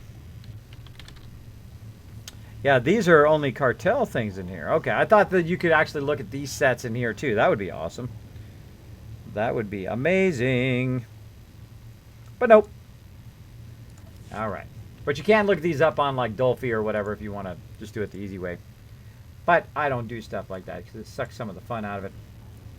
But more power to you if you want to do that. It is your game. You can do whatever you want. Whatever you want. I have a whole bunch of these Arcanian warrior headgears. Which is the one that looks like this. Which in one way looks cool and the other way looks totally goofy. I know their helmets are always kind of goofy in this game. Kind of goofy! Kismet, do you ever watch YouTube fails? I just watched Gamer Fails and it was hilarious. Yes, I do, Nushki. I was actually watching a Twitch Fails one today. Stretch. Ugh. A lot of editing today. Stretch my body. Video editing. So, yeah, I was watching this one today on Twitch Fails. It came up in my suggestions while I was watching another video. And it was basically a whole bunch of people, like, they were doing stuff and they would fall over or things would happen to them or whatever. It's pretty funny. Pretty funny stuff. Yeah, or they're, like, pretending like, you know, they really love everybody and they're like, oh, I love the stream and da-da-da-da-da. And then they, like, and then they think they turn the stream off and then they complain and all the stuff without forgetting their microphones on. Yeah. You gotta watch out for two-faced people like that who just, like, say one thing to your face and then right behind the scenes say something else. Never good to do that. Never good. It always come back to get you. All right. Oh, wow, look at that trippy helmet. That is creepy stuff. Creepy. Creepy gear. All right. Now let's go ahead and look at, we got leg gear. Let's see, leg gear here and chest piece here. So we can go ahead and look at the chest piece. This is what I usually decide on. It's not too bad. I don't like it when it's unbalanced like that. That's not cool. And also check the gear of our, these two are the same. See how it goes on and off if I click the same thing? That's because it means it's exactly the same item. And then, wow, that looks just like the warrior chest. Because it is the warrior chest. That's actually a warrior item. That's a warrior item. Alright, more knight gauntlets. We got plenty of various knight gauntlets. Those are Arcanian and Underworld. And Dreadguard. Oh. You know what? I think maybe what we could do to organize these is we can just do them based on what the name is. So this is Resurrected. Let's take that out. And this is going to be Arcanian. So we'll put Arcanian in this one. And then we will put, this is Resurrected, Arcanian, and then we need a Dread helmet. We don't have a Dread helmet. So Arcanian. This is Dreadguard. Resurrected, Arcanian, Dreadguard. Already got Dreadguard. Dreadguard goes here. Dreadguard, this is Underworld. Remnant Underworld. So that's a whole different set in itself. So there's a fourth set. This is Underworld. Both Underworld. And Underworld Warrior boots. And actually, let's fix this so it's in order. Oh, now I've just stumbled onto something here. Okay, so headgear and then chest gear. So this is Arcanian chest gear. Let's put that there. Alright, so we've got the headgear, we've got chest, and then Arcanian gloves right here. Arcanian Knight gauntlets. Take those out of there. And so basically what this does, it tells us what we're kind of looking for. And what are we going to do next? Belt. We'll put all our belts up here. Then organize them. Okay, Resurrected right here. And this is Arcanian. There we go. Or however you say that. Dread. And then this is Arcanian again. But we want that one to be Underworld. And then we're pants next. Then this. Then this. Put all these here. So now what we're doing is we're basically like this 4 different sets, it looks like, for that particular knight thing, right? And probably the same thing with the warrior over here. There's 4 different sets, and then they have the actual gear, all the gear down the thing. And then what you happen is you start going into repetitions, right? Where you have the same helmet over and over again. And in those cases, I'm just going to get rid of those. Just going to get rid of those eventually. How have I been? Asked Damien. Doing awesome. What's up, Play the Fool? Hello to you. Welcome to the stream. What does the battery icon mean? Battery icon. Battery icon for what? What are you talking about? Years of playing. I got turbo. Oh, Yuki guesses that's what the battery icon means on Twitch. Yeah, that's called Twitch Turbo. It turns off ads and stuff like that. If you're a streamer, it'll keep your streams on record for longer. Keep it on there for like 6 months, which is pretty awesome. Pretty awesome sauce. Okay, let's keep going. So, Arcanian, Dreadguard, Underworld. And this is Resurrected. So this is Remnant Yavin Knights Greaves. That's something different. That's something totally different. Let's put that over there. Resurrected, that's good. Yaman Boots. This is Arcanian, which is this middle one. And that's Underworld, which is actually, I think, is already lined up. Yep. And these are Arcanian Greaves. And there we go. So we've got kind of an idea now of how to set up our sets, and we've got all these missing pieces to the full sets. So we'll try to see if we can find the rest of the chest sets here. We've got chest piece. This is Dreadguard. Put all this down there. There we go. And this is Resurrected, which goes to this. So now these 2 pieces are meant to go together. They like complement each other, which is cool. And then you can put on the belt and the boots. And take a look at the kind of full set there of what you want. Which is pretty awesome. But you guys get the idea there.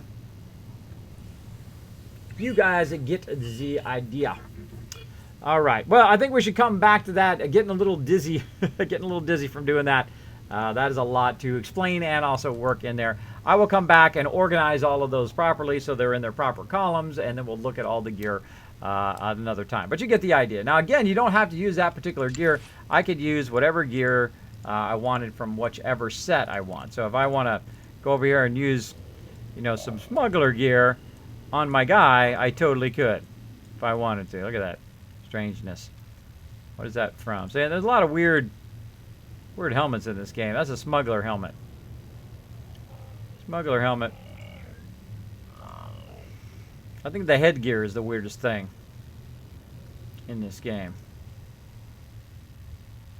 Very, very strange. Strange stuff. That was not too bad. Not too bad. Alright, again, let's just actually just click through a little bit here since we have time left. That'd be kind of cool for a smuggler. Again, you can go in and change the colors to all of this, by the way. You don't have to. It doesn't have to be that default color. Give him a trooper deal, etc. Look like kind of like a stormtrooper. A little Death Star beam on the top of his head, which is funny as well. Again, looking through the various different stuff here. Now we already looked through that one. The different helmet. I have a flight helmet. What else we got? Let's go look at chest piece.